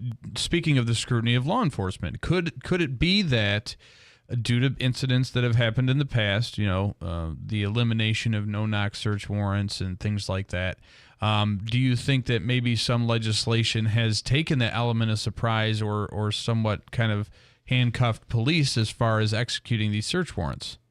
That's why these dynamic warrants, when you issue them, when you make these entries, they're done in dark when people aren't expecting it and use overwhelming force. And you don't do that to scare the heck out of people. You do it to keep that confrontation to a minimum. Right. And when you take that element out and people are up and they're awake or they know you're coming or whatever the case may be, anything can happen. And unfortunately, you see that. And I've said this many times, not one thing stops the problem. And that's always been the problem, at least in New York State, and I'm sure at different parts of the country, is we see an issue and we go the complete opposite thinking that'll resolve that issue. And that's just not how it works. Bail reform is a perfect example. Yeah. And if there, and I'm not even disputing that there was an issue before, because there certainly was. Sure. But you can't just look and say, well, if we're doing that, we're going to do the complete opposite and that'll fix the problem. That's not how it works. It ends up being a double failure. Yeah. So, however, it is going to put law enforcement on edge. There's no doubt. I mean, it was a huge story to lose two police officers in one what do we call this? In one arrest, one investigation, one incident. But to lose 3 and now 4, and then have another 4 injured. I mean, that is just, if there's not a wake-up call, it's this one in North Carolina. Yeah, I actually did a little research before I came in, and I wanted to see when the last time that we had 4 lost in one incident, and it was going back to Dallas. And I don't know if you remember, it was 2016, and it actually was at a rally for police shooting suspects. And 4 police officers were killed there. And how you remember it was the first time law enforcement actually used an explosive device to take out the suspect. I don't know if you remember. It was a robotic. Exactly. Yes. And that was the last, that was 2016. And it's interesting because after that, there was all sorts of debates over, is this proper policing? And here's the other part. When you see police and their reaction, and you'll hear this often when police respond to something and they come in with, whether it be an armored vehicle or whatever, you'll always hear someone say, Really, did they need to come out with like Army gear? And, well, I got to tell you, it's things like this. It's what happened in Syracuse that make you kind of say, we got to go in any way possible that's going to make sure that we save lives. Right. And when you go in with an armored vehicle or a ballistic shield and nothing happens, people say, oh, nothing was going to happen. That's my point, right. The reason why it didn't happen is because you had those tools. So I guess we should not be questioning that in the future, knowing stuff like this. No one knows more about what they're facing when they go in than the law enforcement on the ground. They're the people that do the intelligence. They're the ones that know what they're facing. Speaking with Steve Houck, former UPD public information officer, and of course you consult all over now. Yes. And train. Do you feel, knowing now what has happened, we would have been better off going in with some sort of a robotic, or who knows, going in differently? I don't know how you'd enter a house robotically. Yeah, I don't think we'll know until we get the full information from the task force. Again, because you can look at these. I can't tell you the number of warrants that are served every single day throughout the country where people are taken into custody without any incident whatsoever. Mm-hmm. So it's done hundreds, if not thousands of times a day across the country. So this obviously one had tragic results, but maybe there was some sort of discussion with the suspect. Hey, we're coming. Okay, I'll wait for you. And then he ambushed him because like Andrew said, this was obviously a potential because of the suspect and what he was wanted for, and they were making the entry. It seems like they were walking up when he fired, so maybe he double-crossed him and he didn't was want waiting. He didn't want to go away again, or appears he was waiting for him, at least from indications from everything I've read, that he was waiting for them, or at least knew they were coming. Wow. Boy, this has been a rough year to start. For sure. It really, really has. Steve Houck, we appreciate it. Thank you. It's a pleasure. As we said, we got to get you in here when we're talking about something positive. But seriously. That's not when we want you. We'll see when that happens. We want you when there's, unfortunately, bad things that are happening. I understand. Got a break at WIBX. The Potting Shed Antiques in Whitesboro is buying silver, gold-filled, vintage costume, estate jewelry, and U.S. and Canadian coins. They've been your hometown buyer for the past 52 years. While other gold and silver buyers claim to offer the highest prices, the Potting Shed Antiques actually delivers. Let Don Hartman take a look at your individual pieces or your entire collection. The Potting Shed Antiques, open Thursdays, Fridays, and Saturdays. Please call ahead for an appointment. Visit thepottingsshedsantique.com. Are you prepared for the future? Help secure your family's financial well-being with professional guidance. Join us for a complimentary estate planning workshop presented by the DiGiorgio Law Firm with Phil DiGiorgio. Discover the key to creating a customized estate plan to protect assets and minimize taxes. Mark your calendar for 5:30 p.m. May 14th at the office of the DiGiorgio Law Firm, located at 258 Genesee Street in Utica. Space is limited, so RSVP today. Attorney advertising. Prior results do not guarantee a similar outcome. Just admit it, you love yard sales. But only one thing beats driving around looking for them: attending the world's largest yard sale. Great news, it's back and bigger than ever before. Who thought it could even get bigger? The world's largest yard sale is coming to the Herkimer County Fairgrounds on Saturday, June 8th. This is your chance to sell your stuff to the thousands who attend the world's largest yard sale. It sure beats putting up your own yard sale signs all around town and hoping for a crowd. At the world's largest yard sale, all you have to do is get a booth and you get to keep all the profit on everything you sell. Cha-ching! Hurry and reserve your booth today because it's filling up quickly at a record pace. The world's largest yard sale, Saturday, June 8th at the Herkimer County Fairgrounds. Brought to you by the Potting Shed Antiques, John's Mobile Home Parts and Accessories, and sponsored by James Mitsubishi, Clinton Tractor and Implement Company, and Standard Heating, Cooling, and Insulating. For more information, download this station's app or check out our website.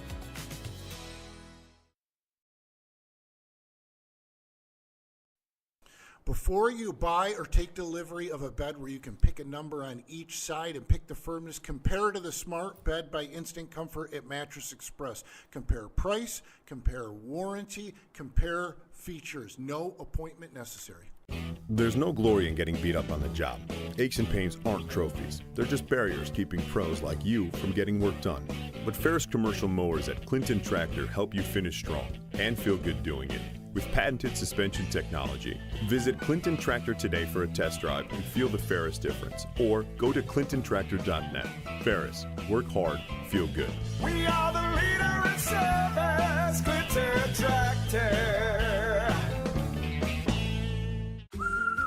Oh, honey, it's our favorite leaf filter trusted pro, Matt. Matt, come in, come in. Hi, Mrs. Sparks. You wanted me to stop by? Is everything okay with your leaf filter gutter protection system? Okay, of course, silly. We wanted you to stop by for dinner as our way of thanking you. Yes, to thank you for that free gutter inspection, the free estimate, and what was the other thing? That lifetime guarantee. Well, Mr. and Mrs. Sparks, those are just Leaf Filter's policies. Everyone who calls Leaf Filter gets a trusted pro to come out for a free gutter inspection and estimate. And every Leaf Filter installation comes with a lifetime guarantee. So it's not just us? No, sir. We don't want anyone to worry about clogged gutters ever again. You mean everyone gets this level of service? Everyone. They just need to visit leaffilter.com/sound to schedule their free inspection.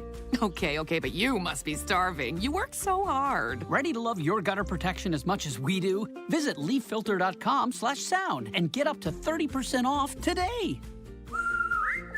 See representative for warranty details. Promotion is 20% off plus a 10% senior or military discount. One discount per household. Hey, River Hills. Keeler in the Morning invites you to connect with us through telephonic communication at 315-736-0186. Or use the Call Us button on the WIBX 950 app. For additional contact methodologies, please refer to WIBX950.com. WIBX. This is Keeler. WIBX 950 and 92.3 FM. Now back to the Keeler Show.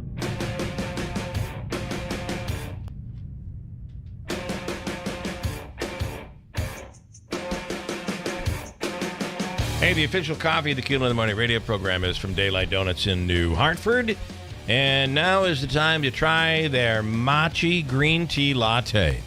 I should say this to my wife. I think she hasn't tried it yet. And listen, it's on the way.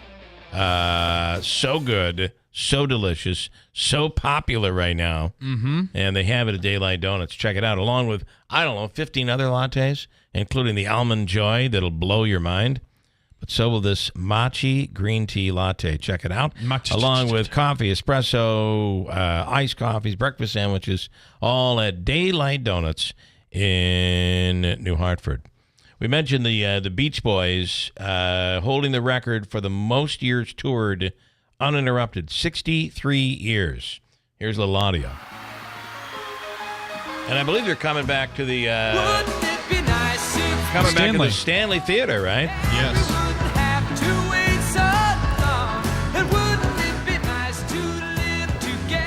Oops, I played just a little too long. YouTube will come after us.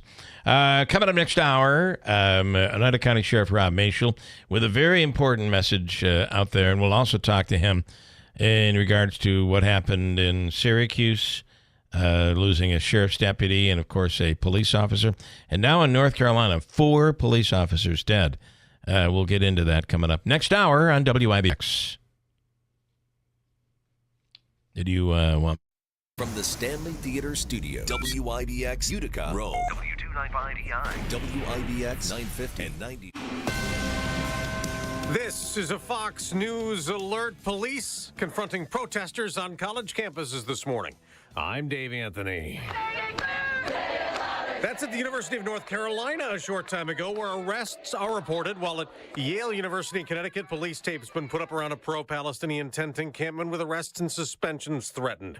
But at Columbia University in New York City, protesters took over a building early this morning. The most remarkable scene that I saw was someone smashing the windows of the doorway of Hamilton Hall in with a hammer, almost like a scene from The Shining. That's Columbia student Jessica Schwalb, who says Jews on campus are in fear as protesters remain barricaded inside that building. With sleeping bags and backpacks, and they say they're going to stay there unless their demands are met, which is divestment from Israel, transparency over how Columbia is investing their money, and this is another one. They want universal amnesty. They don't want to face any discipline at all for what the last couple of weeks of protests, in particular, obviously now, which has escalated with this occupation of Hamilton Hall, which is home to the dean's office and undergraduate admissions. Fox's Brian Yennis near the Columbia campus. This is talks in Egypt continue trying to broker a ceasefire in Gaza between Israel and Hamas, but Israeli Prime Minister Netanyahu again just vowed they will invade Rafah to root militants out. An operation the U.S. has warned against in that area of Gaza, filled with Palestinian civilians who fled other war zones. 4 law enforcement officers are being mourned in North Carolina. It's going to take a while to get through this, but we're a resilient team here in Charlotte. That's Charlotte-Mecklenburg Police Chief Johnny Jennings. He says it happened yesterday as officers were trying to make an arrest. He had a high-powered automatic rifle that he was able to start open fire on our officers. 4 officers killed, 4 wounded. That suspect was killed in return fire. America's listening to Fox News. Hey, if you want a firearm that is easy to transport, you got to check out the U.S. Survival Rifle from our friends at Henry Repeating Arms.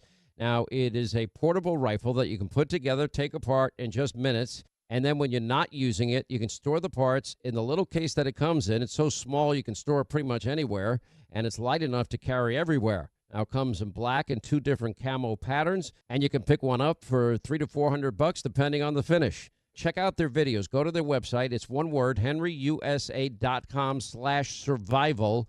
And while you're there, make sure you order their free catalog. Now, Henry makes more than 200 rifles and shotguns and revolvers, all made in America, all backed by a lifetime satisfaction guarantee and the best customer service in the business. Go to their website, henryusa.com. Get their free catalog. They'll send you free decals and a list of dealers where you are. That's henryusa.com. Free catalog decals for the Henry U.S. Survival Rifle. While those anti-Israel protests rage on college campuses, angry over the war in Gaza, Russia keeps bombarding Ukraine, which keeps waiting for new American military aid. In Ukraine's southwest, far from the front line, the port city of Odessa again came under assault. Officials say a Russian missile attack on an educational institution killed at least 5 people. The city's mayor calling Ukraine's adversaries monsters, beasts, savages, scum. Overnight, Ukraine's second city, Kharkiv, was hit by guided bombs. At least 2 died there. Russia denies targeting civilians. Yesterday, NATO Secretary-General Jens Stoltenberg criticized allies for not meeting their promises of help. Jonathan Savage, Fox News. A U.S. Army veteran now behind bars for what he did trying to help Russia. 32-year-old Gerard Dalkey, who was working for the National Security Agency at the time, was sentenced to nearly 22 years in prison for trying to sell national security secrets to an individual he thought was a Russian official. Court documents show that Dalkey questioned the U.S.'s role in the world and wanted to cause change. Dalkey's attorneys asked for a lighter sentence based on the fact that he suffered a traumatic brain injury and experienced trauma as a child. Those arguments were rejected. Dalkey told the court he was remorseful and ashamed. Kevin Uretsky, Fox News. Former President Trump will soon head back to court in New York for more testimony at his first criminal trial. On Wall Street, stock futures down a bit. 2 more teams advance in the NBA playoffs, Denver and Oklahoma City. The Thunder yet again hold New Orleans to under 100 points. The final call on Bally Sports Oklahoma as the Thunder complete a sweep of the Pelicans. The defending champion Nuggets eliminated the LA Lakers. Boston took a 3-1 series lead over Miami. On the ice, the Florida Panthers advance in the NHL playoffs, knocking Tampa Bay out. I'm Dave Anthony. This is Fox News. Good morning. WIBX 950 News Time, 8:05. I'm Andrew Derminio. Cloudy skies, 55 degrees. We will see area thunderstorms, rain showers, some hail at times. Your full weather forecast is coming up. This update brought to you by John's Mobile Home Parts and Accessories in Oriskany Falls. For all your mobile home needs, it's worth the trip. Go to johnsmobilehomeparts.com for more information. The murder trial of a man who is accused of shooting and killing a toddler is scheduled to continue today. Yesterday, the defense and prosecution worked to pick the jury that will decide the fate of 27-year-old Jesse Outley. It is alleged he took part in the drive-by shooting that resulted in the death of Dior Harris back in 2021. 2 other children ended up being injured but survived. The trial is expected to take about a week, and if convicted, Outley faces 25 years to life in prison. The Madison County Sheriff's Office is asking the public to help them locate 2 individuals that were caught on surveillance video urinating outside the Morrisville Fire Department as firefighters were dispatched to a large outdoor fire. According to authorities, the individuals urinated outside the firehouse and threw garbage onto a member's personal vehicle. One of the individuals urinated on one of their bay doors. Anyone with information is asked to contact the Sheriff's Office or University Police. A prestigious liberal arts college here in central New York is closing its doors for good. On Monday, officials of Wells College, which is in the town of Aurora, confirmed that after 156 years, the school will permanently close at the end of the semester. Wells first opened in 1868 and has taught famous alum like Pleasant Rowland, the founder of the American Girl doll, and former First Lady Frances Cleveland. The school first announced financial struggles during the COVID-19 pandemic. 2 truck drivers have received traffic tickets after their tractor-trailers hit the Park Street Bridge in Syracuse. The first collision involved a Mediterranean Shipping Company truck and happened just before 8:30 a.m. yesterday. A short time after that vehicle was removed, a Super Ego Incorporated tractor-trailer also struck the span and was trapped underneath it. Neither truck driver was injured. Utica Rome drivers are still feeling the squeeze on their wallets after heading to the pump. According to AAA, the average cost for a gallon of regular fuel is now $3.74. That's up 3 cents in the last week and is a whopping 24 cents more than this time 1 month ago. Right now, the state average is $3.71 a gallon, while nationally it's $3.66. And people who want to register for the annual Tunnel to Towers Foundation's 5K Run Walk can now do so. The event is happening Sunday, August 18th at the 9/11 Memorial on Memorial Parkway in Utica. A discounted group sign-up rate is $25 being offered now through May 5th, and prices are going to increase the next day. To find out more information, head to runsignup.com. The local chapter of the Tunnel to Towers Foundation took care of the mortgage recently for fallen Onondaga County Sheriff's Lieutenant Michael Husak and his family. It is 8:08. Your weather forecast is brought to you by Clinton Tractor, the leader in service. Visit clintontractor.net. Here's the latest from the WIBX Weather Center. I'm Mike Johnson. Today, rain in the morning, becoming steady in the afternoon, high 66. Tonight, overcast, low 47. Tomorrow, cloudy, high 61. Some sun Thursday, high 61. That's the latest. I'm Mike Johnson from WIBX 950 and 92.3 FM. Right now, 55 degrees under cloudy skies at 8:09. Sports brought to you by IBEW NECA 43 local contractors. Well, after back-to-back wins with 15 runs, the Yankees were shut out in their series opener against the Baltimore Orioles. 2-0 the final from Camden Yards. Clark Schmidt suffered his first loss of the season after allowing only 1 run on 3 hits over 5 2/3 innings pitched. The second run came on an Anthony Volpe error at shortstop. New York is now tied atop the AL East at 19-11 and will look to bounce back when they face the Birds tonight. The Mets dropped their series opener against the Chicago Cubs after falling 3-1 at Citi Field. Luis Severino had a no-hitter going into the middle of the game, but then Edwin Diaz was charged with the loss after allowing 2 runs on 2 hits over an inning of relief. Brandon Nimmo provided all of the Mets offense after slugging a solo shot for his 3rd home run of the year. New York is tied for 3rd in the NL East at an even 500, 14-4.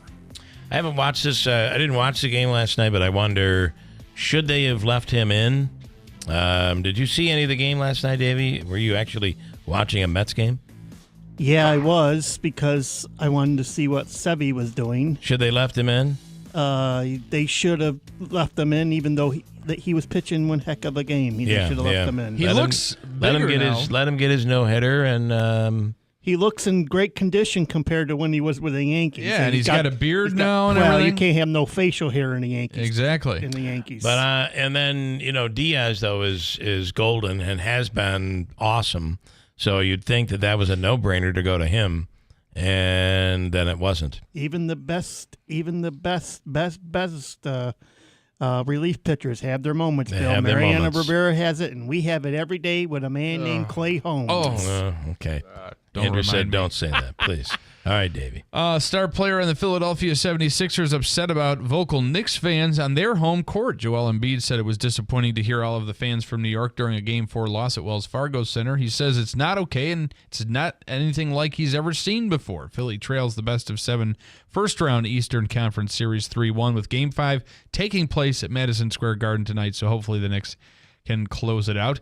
And then the Rangers will wait to see who they'll play, whether it will be the Islanders or the Hurricanes. That series is tied up 3-1, entering tonight's Game 5 at PNC Arena. It is 8-11. Okay, we're going to get into Oneida County Sheriff Rob Michel in a second. Also kicking off a new campaign, which is really important as we go into the month of May. And Nick Tretta is a singer, songwriter, and life coach for youth, explaining the rise in teen suicide rates over the past 20 years. And it is certainly something that we should all be paying attention to. That and a ton more, including your comments, Andrew. Oh, yeah, that's you want to get to the comments later. I was going to read some now. Let me break and we'll come back with your comments. You can also use the phone line, 315-736-0186. And I'm going to tell you, you have many options to listen.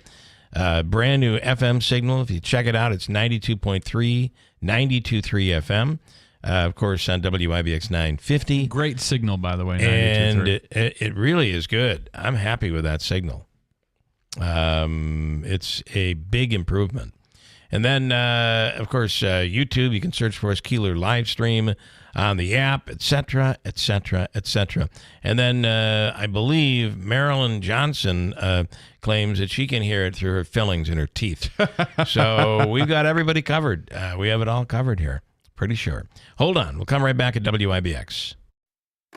Ready for a smoother, safer ride? Look to Tallman's Tire and Auto Repair, your trusted tire experts. Let Tallman's Tire and Auto Repair get your vehicle ready for spring. Visit Tallman's to get your free alignment check and take advantage of their spring tire rotation and four-wheel balance special for only $39.99. Get the snow tires off now and save with an instant rebate on Bridgestone and Firestone tires in April, up to $100 off. Visit them in Utica, Yorkville, Rome, and Herkimer, or schedule an appointment online at tallmanstire.com.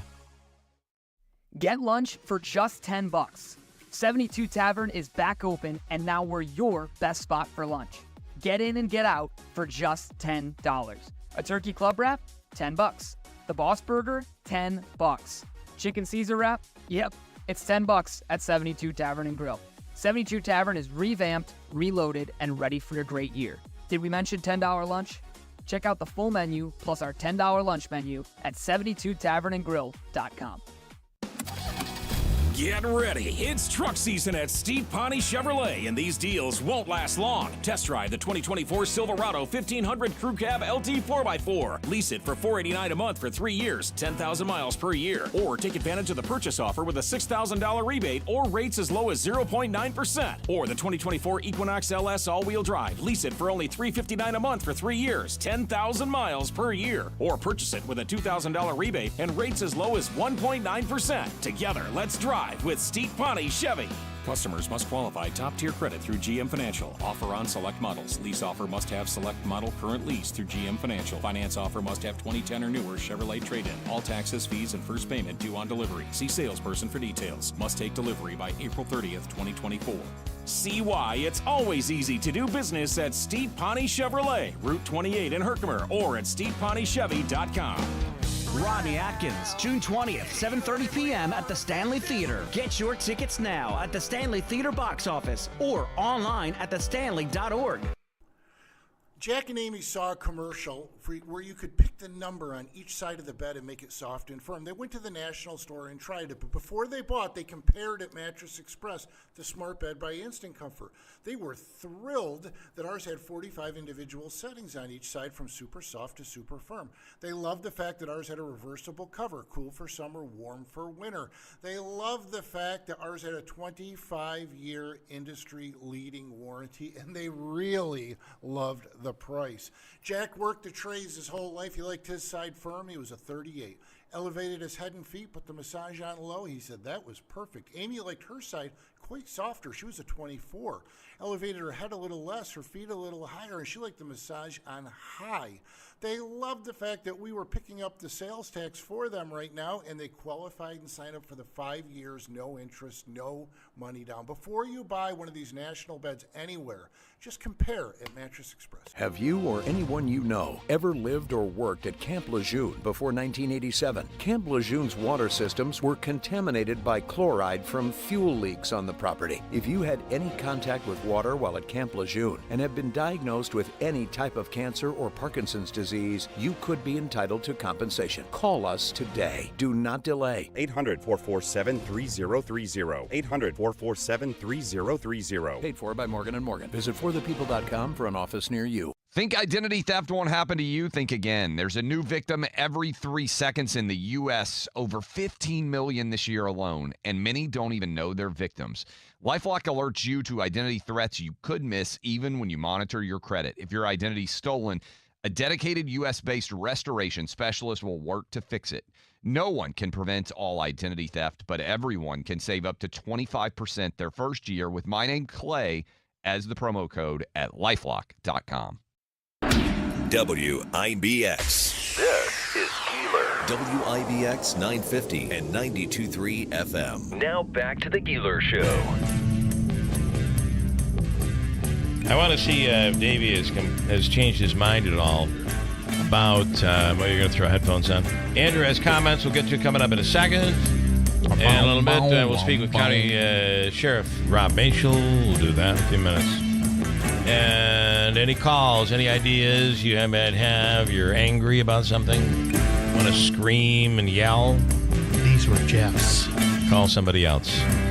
No, call on us, 315-736-01. Those are very large headphones. 0186. All right, Davey. The issue is, what were we? Oh, I was going to ask you where you stand on the Bills after their draft. It's now over. The dust is settled. Where do you stand? I stand where I stand yesterday. I liked it. I watched Mel Kiper Jr. yesterday, and Dan Orlovsky was on ESPN. Everybody's kind of happy that they got and that was the whole thing. They said if they went early, they would have they wouldn't have had opportunities to go after. He can grab it. I'm almost done with him. They wouldn't have had the opportunities to go after as many as they really feel they needed. They had to plug some holes. And Dan Orlovsky on SportsCenter last night was praising the kid from Florida State. Yeah, he was saying, "I'm glad that he was there in the second." His dad is out there saying, "I know you don't think that he's anything, but let me tell you, you wait, it's going to be huge. He's going to be number 0." Oh, he is. Okay. Yeah, I might purchase a jersey. I don't really purchase a jersey, but the only jersey I have. The number 0 is kind of a cool thing. Yeah, then you can take his name off. The only jersey I have is Bruce Smith 78 because it's my last name. Okay, but in the end, you're good. I'm good. Okay. All right. Fair enough.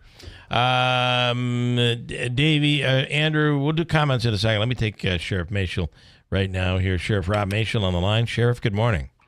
Good morning, guys. How are you? Good. We talked about this the other day, and before we get into the month of May here, I did want to ask you, shocking to see in one incident, 2 police officers perish, which happened in Syracuse, of course, with a local tie. And now what happened in North Carolina and Charlotte. We're looking at 3 police officers. Now it's 4. 1 was in critical condition overnight. 4 police officers killed. Another 4 have received some sort of hospital treatment. We don't know their condition. What's going on?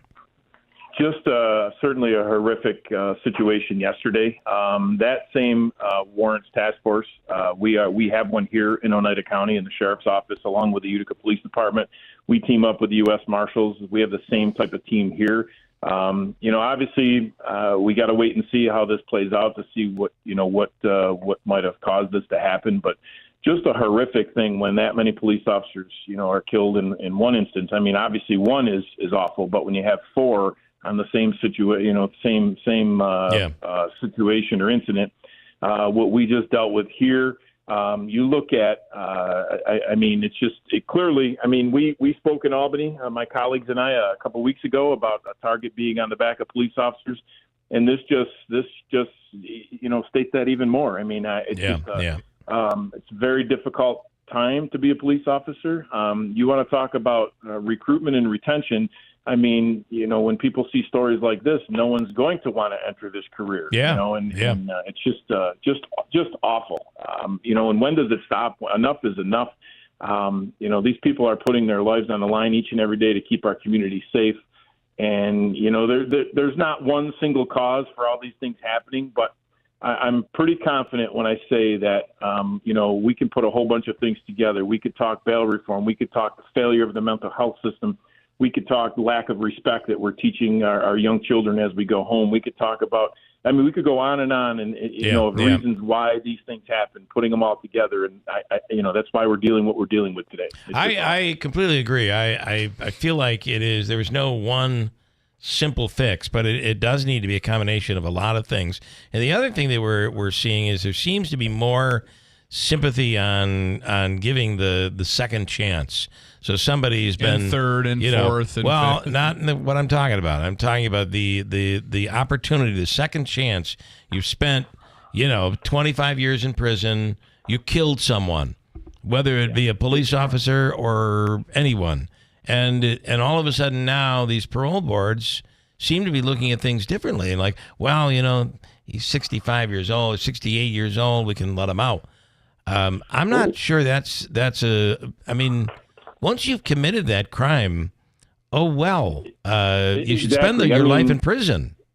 You look at the proposals here in New York State alone. We're talking, there's proposals when someone turns 55, if they're in state prison, let's just release them. They're calling it the elder something or other. But, this is crazy. Now, I'm not saying, because obviously people make mistakes. We make mistakes every day. Everybody makes mistakes. And when you make mistakes, you face the consequences. So, I do believe people, when they commit a minor offense, and I'm stressing a minor offense, they certainly should have a second chance at life. Actually, we're going to be doing something this afternoon at the Sheriff's Office. We have several inmates in our facility that have worked really hard to try to turn their lives around, and we're going to be acknowledging them later today inside the jail at a brief ceremony. But this is not what we're talking about here today. These are evil people. These are bad people.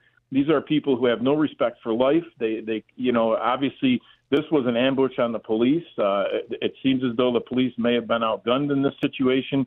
It's just there are some bad people out in society, and we can't do this alone. And I'm not talking about being on the front lines, because that's what police do every day. But we need the community to rally behind law enforcement. The community needs to reach out to every single elected official who has voted for things that work against this system that we're trying to hold together, and we need to get people to change. Listen, there is a case locally where a man shot and killed a young lady. They were both, in their early or late teens. It happened down in the valley. He went to prison, and now he's out after years in prison. The only thing I have to say about that is she's never coming back. Right. Exactly. And that's what I spent probably 3 or 4 weeks ago. I, along with several other people, spent an entire day in Albany meeting with people, officials, many of them for the first time that we don't know, trying to get them to change their mind, trying to get some of these policy changes. And at the end of the day, Bill, I was so frustrated because the entire day we heard about what we have to do to help the offender, some second chance, whether it's second chance programs, revamping the education system, this, and this. And at the end of the day, because I'm a pretty quiet guy for the most part, but at the end of the day, I said, with all due respect, we've been sitting here all day, and I've been listening to everything everyone's saying, but not once did we mention the word victim. I know. Not once. And anything we talked about today. We didn't talk about the person on the other side of the barrel of the gun. We didn't talk about the victim here locally, a story we shared locally where a victim of a domestic violence case had a machete held up to her throat. The individual was released on an appearance ticket at the time because it was a non-bailable offense at the time. It was menacing. And we had to find her a place to go because he was going back to their house. I mean, not only was she the victim of the crime, but she couldn't even go back home because he was going back out of fear. I mean, yep.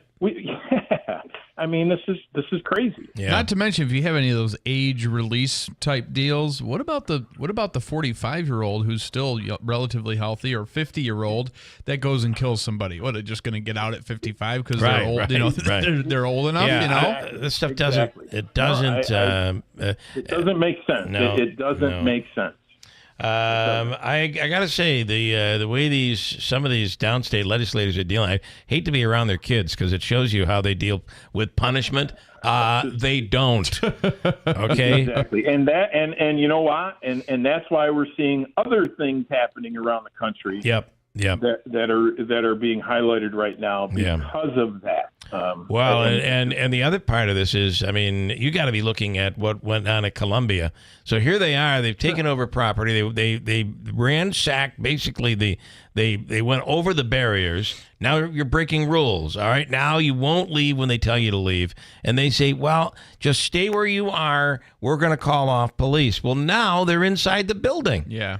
I mean, there's a book called, there's an old children's book called If You Give a Mouse a Cookie. And then it leads to it wanting a glass of milk, and, well, so on and so forth. Yep. Yeah. Absolutely. Mhm. Absolutely. I know some people I've given some cookies to. They're right on my doorstep. Right in my doorstep. All right, Sheriff, here's another somber topic, but it's something we have to talk about, and it doesn't have to be somber because as we go into the month of May, we're dealing with a lot of events and parties, Proms, graduations, things like that. Yeah. We've done this for several years. This is a statewide initiative. It's called the No Empty Chair Campaign. And our goal with this education and enforcement campaign, it's two components, is to make sure there's no empty chairs at prom and that there's certainly no empty chairs at graduation time because someone made a destructive decision, whether it's drinking and driving or distracted driving and getting into a crash. So this week, well, actually, I just got to tell a quick story here. This actually was last week. But in the state of New York, we designate this week, last week, as the week to do the No Empty Chair campaign when school's not even in session. So we actually had to revamp it and do it this week. We're all on spring break. Yep. So typically, in other parts of the state, it was last week. But what we do is each day of the week, we pick a different component. Yesterday, we spoke about and addressed speeding enforcement. Today, it's seatbelts. Tomorrow, it's cell phones. Thursday, we throw a little mix in there, passing stop school buses, only because we're in the midst of the middle of a school week. And then Friday, with the weekend approach, we focus underage drinking and impaired driving. Again, whether it be educational components by law enforcement or enforcement. These are things we do every day, but we want to highlight them this week as we approach, because proms are beginning here very shortly, followed by graduation. Yesterday's press conference, we held it at the Clinton Central School District. They did an awesome job setting up, and if you notice, there were a lot of empty chairs, and that's something we don't want to have at graduation time. So that was purposely done for the press conference. But each year we go to a different school, and this year we chose Clinton, and they were great hosts for us for this event. The kids were great, and we just want to make sure that, like I said, all of us work together to make sure there's no empty chairs at graduation time. Yeah, there's nothing worse than a story like that. Sadly, it happens. Sadly, it does happen. All right, Sheriff, a crazy world we're living in right now. Definitely. Thank you for always assisting us with all these initiatives. Right. And please, everybody, be safe out there, and God bless everyone. Thank you. Do the same, Sheriff Rob Michel. I want to tell you about River Hills Properties, number one real estate agency when it comes to independent real estate agencies in the area. They're number two if you bring in the big box chains. I guess they'd be the big name chains from around the country. River Hills Properties is all about services, extra services that are not normally provided here. They're with you from the very, very beginning to the very, very end. It's like having a partner, somebody to work with and carry a lot of the load for you as you're going through that very stressful time of selling your home. They have offices in Barneville, Little Falls, Rome, and Utica. Online, it's riverhillspropertiesllc.com. Phone number 315-896-1009. And you can check them out on their TV show, which debuted 4 weeks ago. Episode 5 coming up this weekend. Sold in upstate New York, airs Saturdays on WPNY at 2 p.m. and then Sundays, 8 a.m. and 11:30 p.m. on Fox 33. Check it out. Nobody sells homes like River Hills Properties. Coming up, we'll take some phone calls, 315-736-0186, whatever is on your mind, and your comments next on WIBX. What's holding you back from learning the language you've always wanted to speak? Too hard. Takes too long. Not with Babbel. Babbel's lessons take just 10 minutes a day. 10 minutes isn't long. Nope, and they're fun. Fun isn't hard. Right.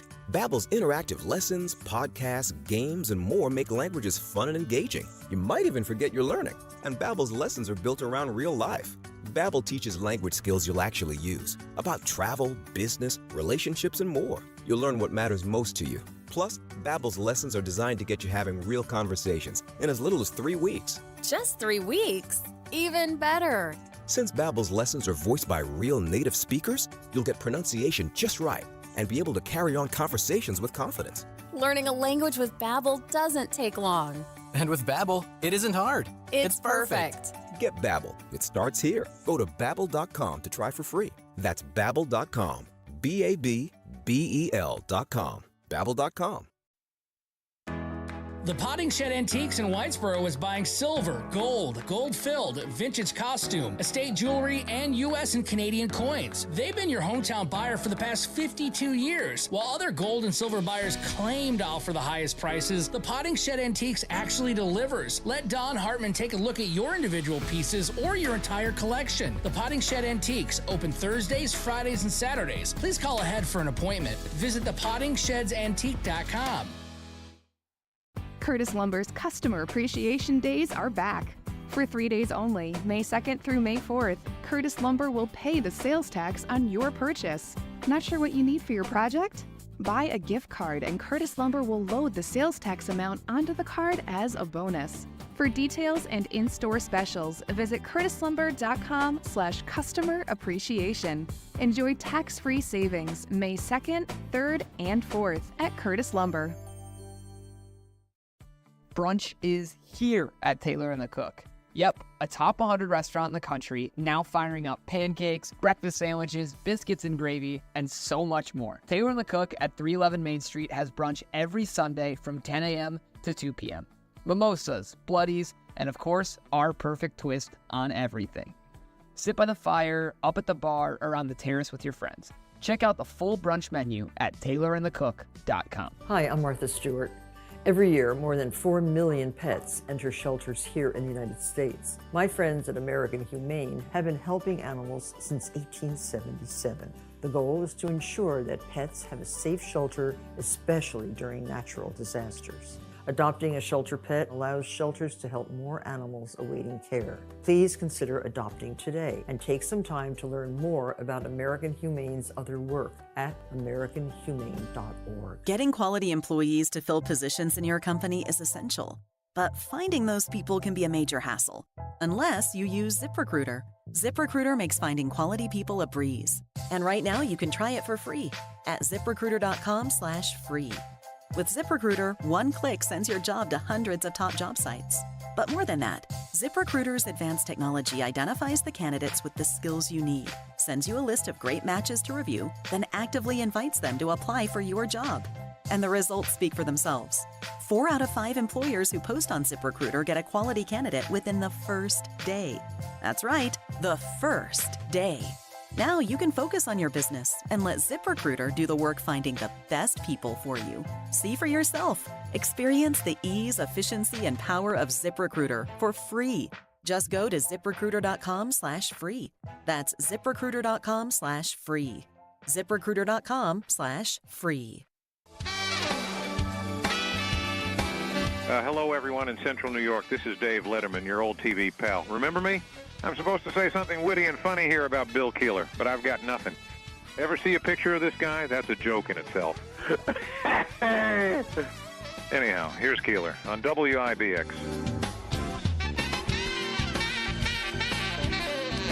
I got a great story. Imagine seeing this on your way heading into work. Yeah.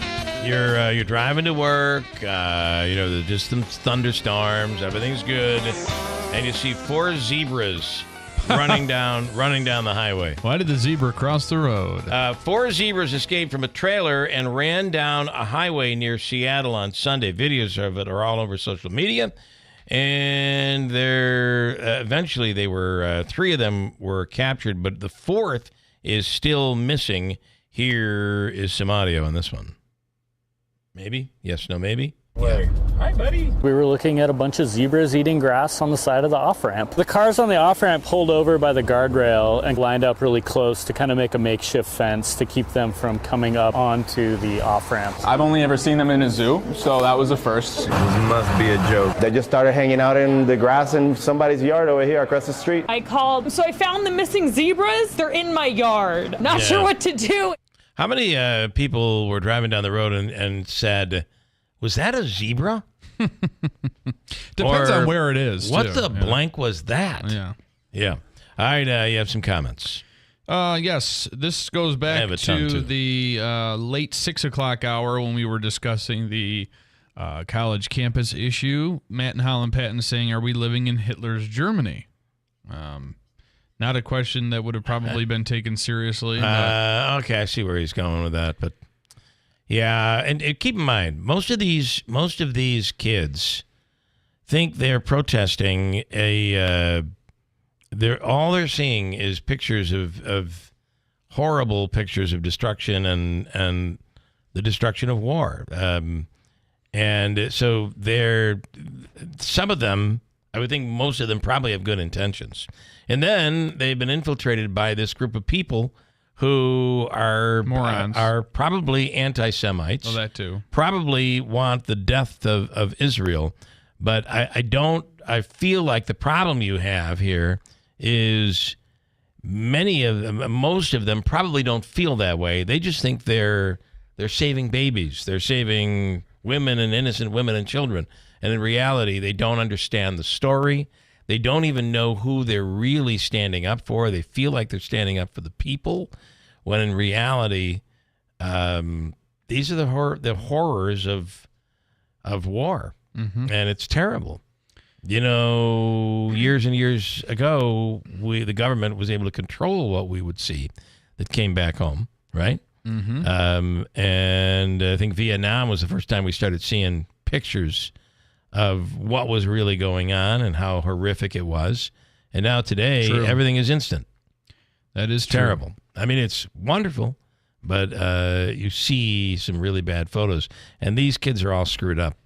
They need to be arrested and hauled off the campus. And taught a lesson. Fink in Little Falls, hailstorm in the town of Danube. Listen, it's been, we've had a lot of really bad weather, no doubt about it, this morning. So beware of that. Dick in Deerfield, the comment earlier about Kristi Noem was a reference to the media discussion about her new book. She writes about shooting a puppy and a goat on the family farm years ago. And Wayne was messaging in when we had the Susquehanna SPCA executive director on.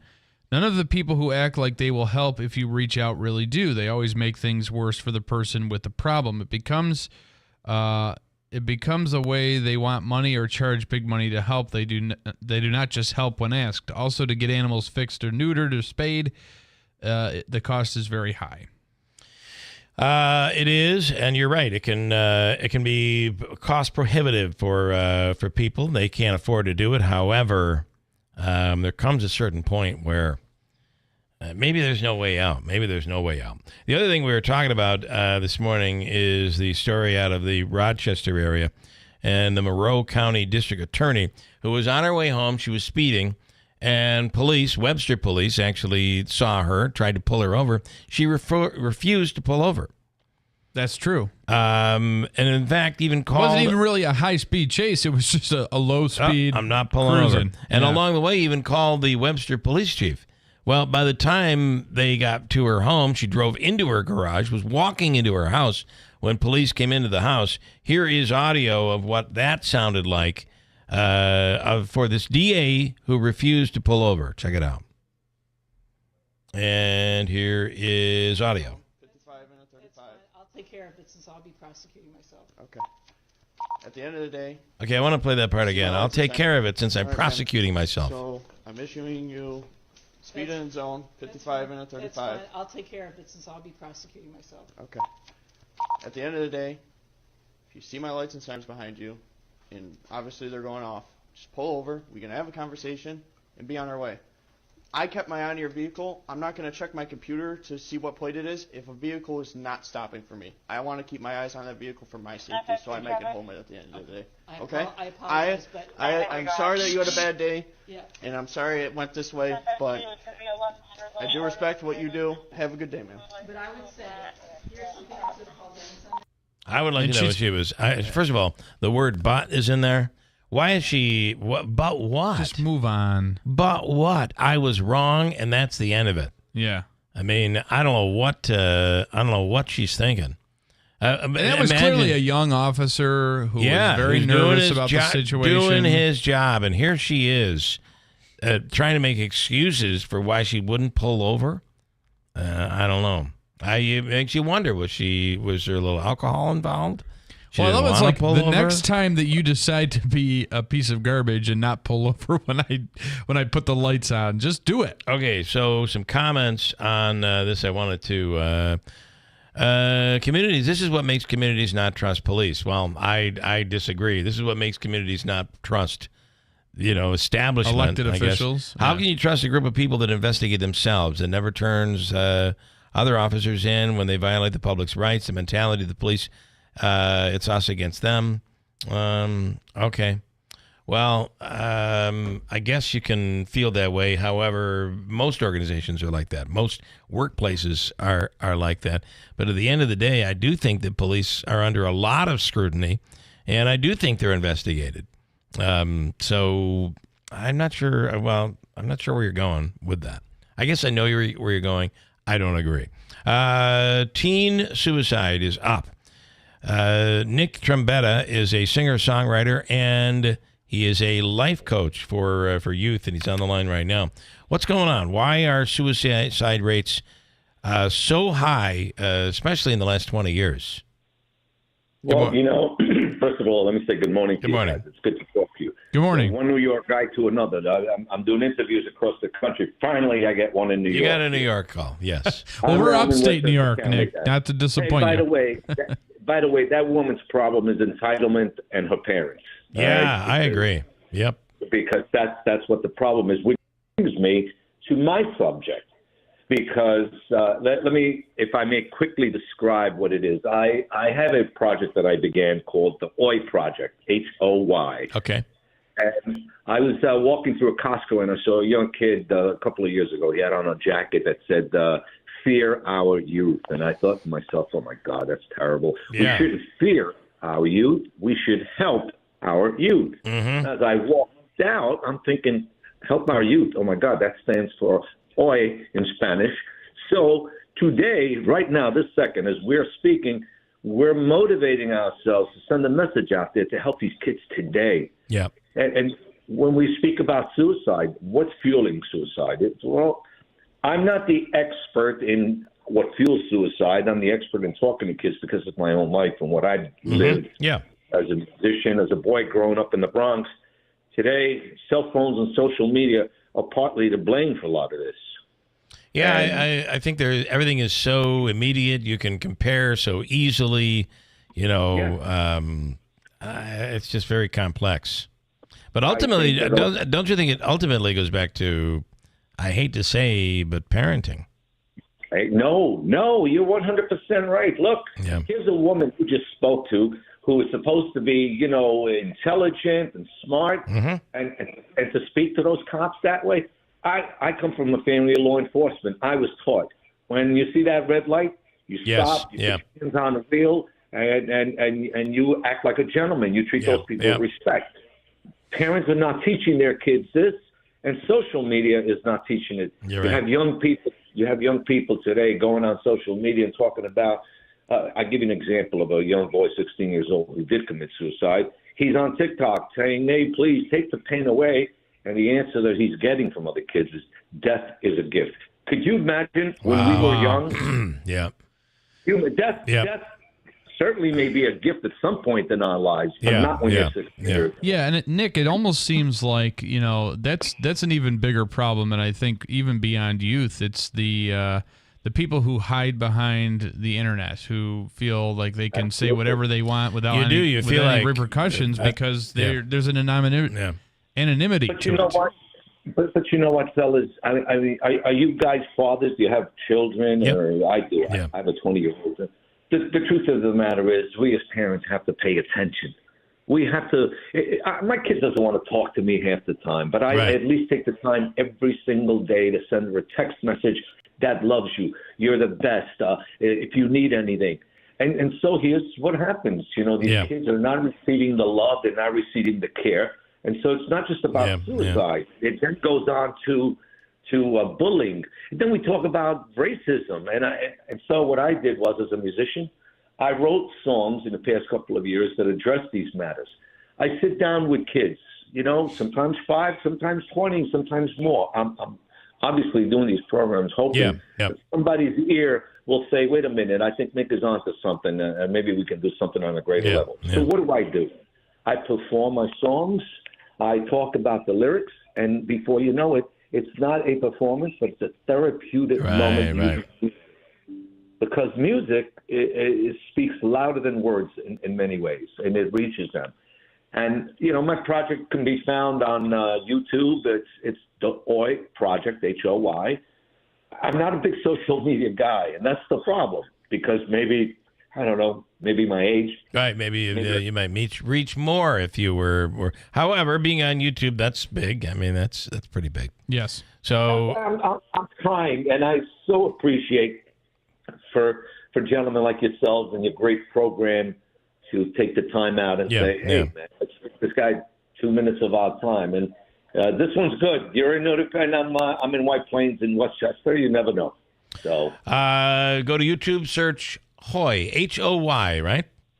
The OI Project. The OI Project. Okay. Yes. All right, Nick, thank you for your time. Let's be nice. And let's be nice to cops, man. Let's be. I completely agree. Amen. Boy, thank you so much. We appreciate it. Thank you, gentlemen. Have a great day. Have a great day.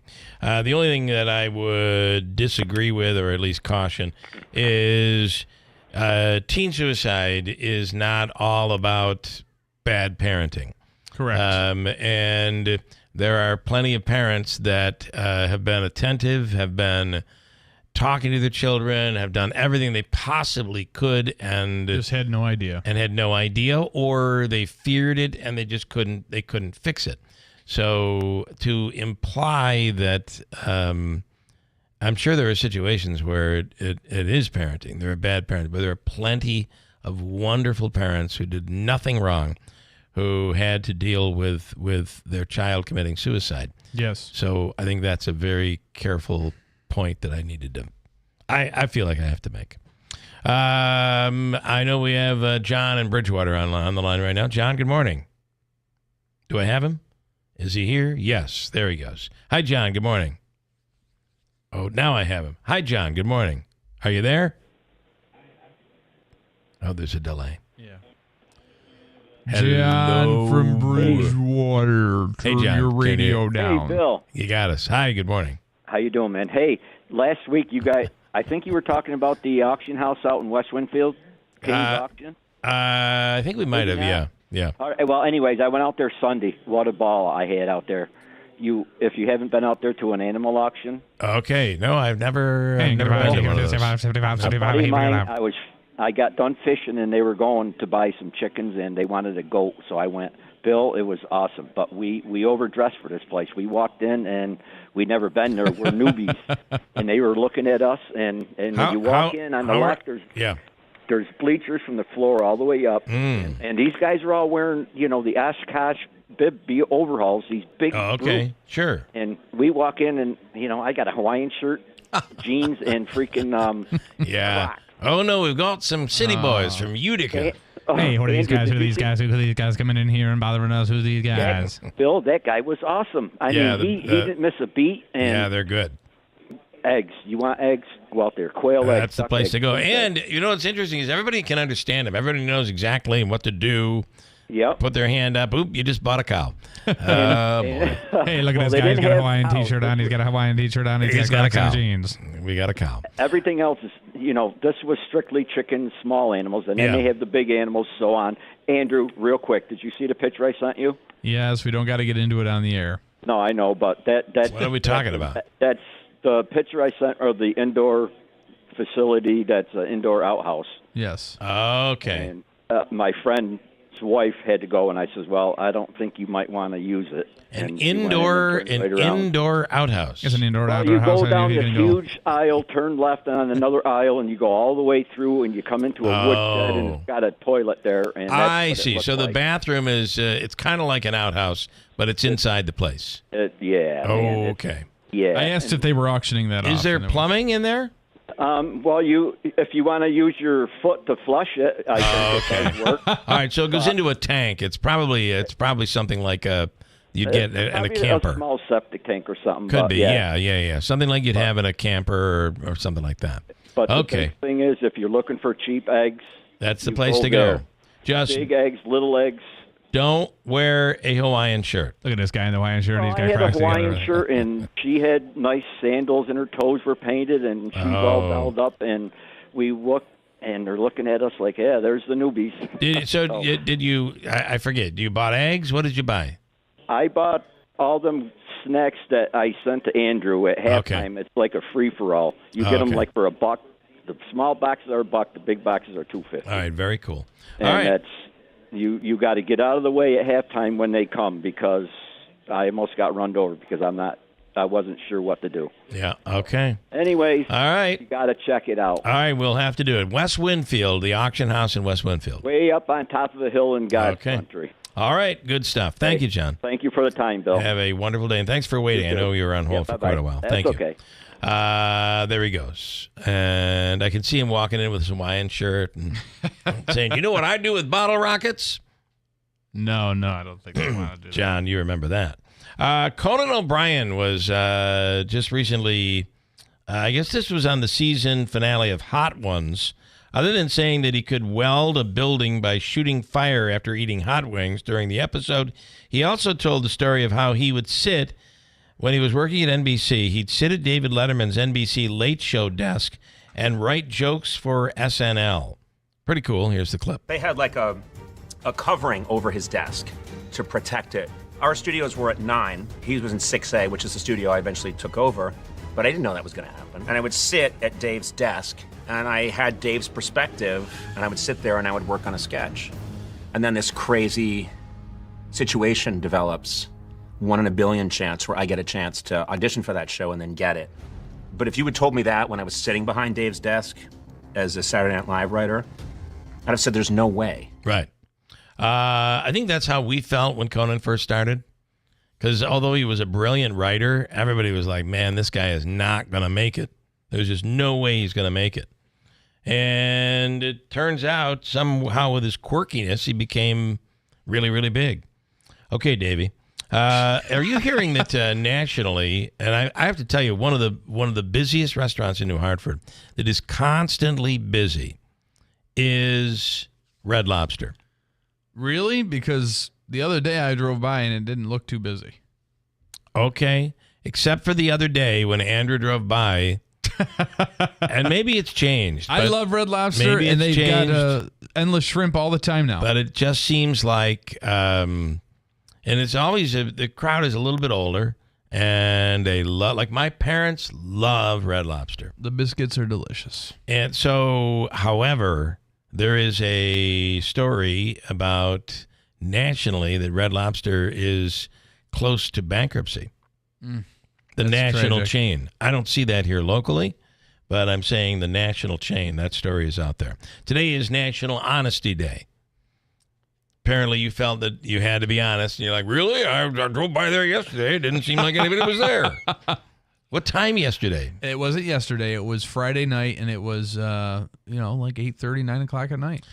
Just weeks before hurricane season, insurance companies, well, that's interesting because since COVID, 9 o'clock at night is the new 1 a.m. That's true. Right? That is true. I mean, give the benefit of that everybody doubt. comes out to dinner at 5. We got to be home before the sun sets. That does exist. How much time do I have? Or are you ready to get rid of me? You can keep going. Okay.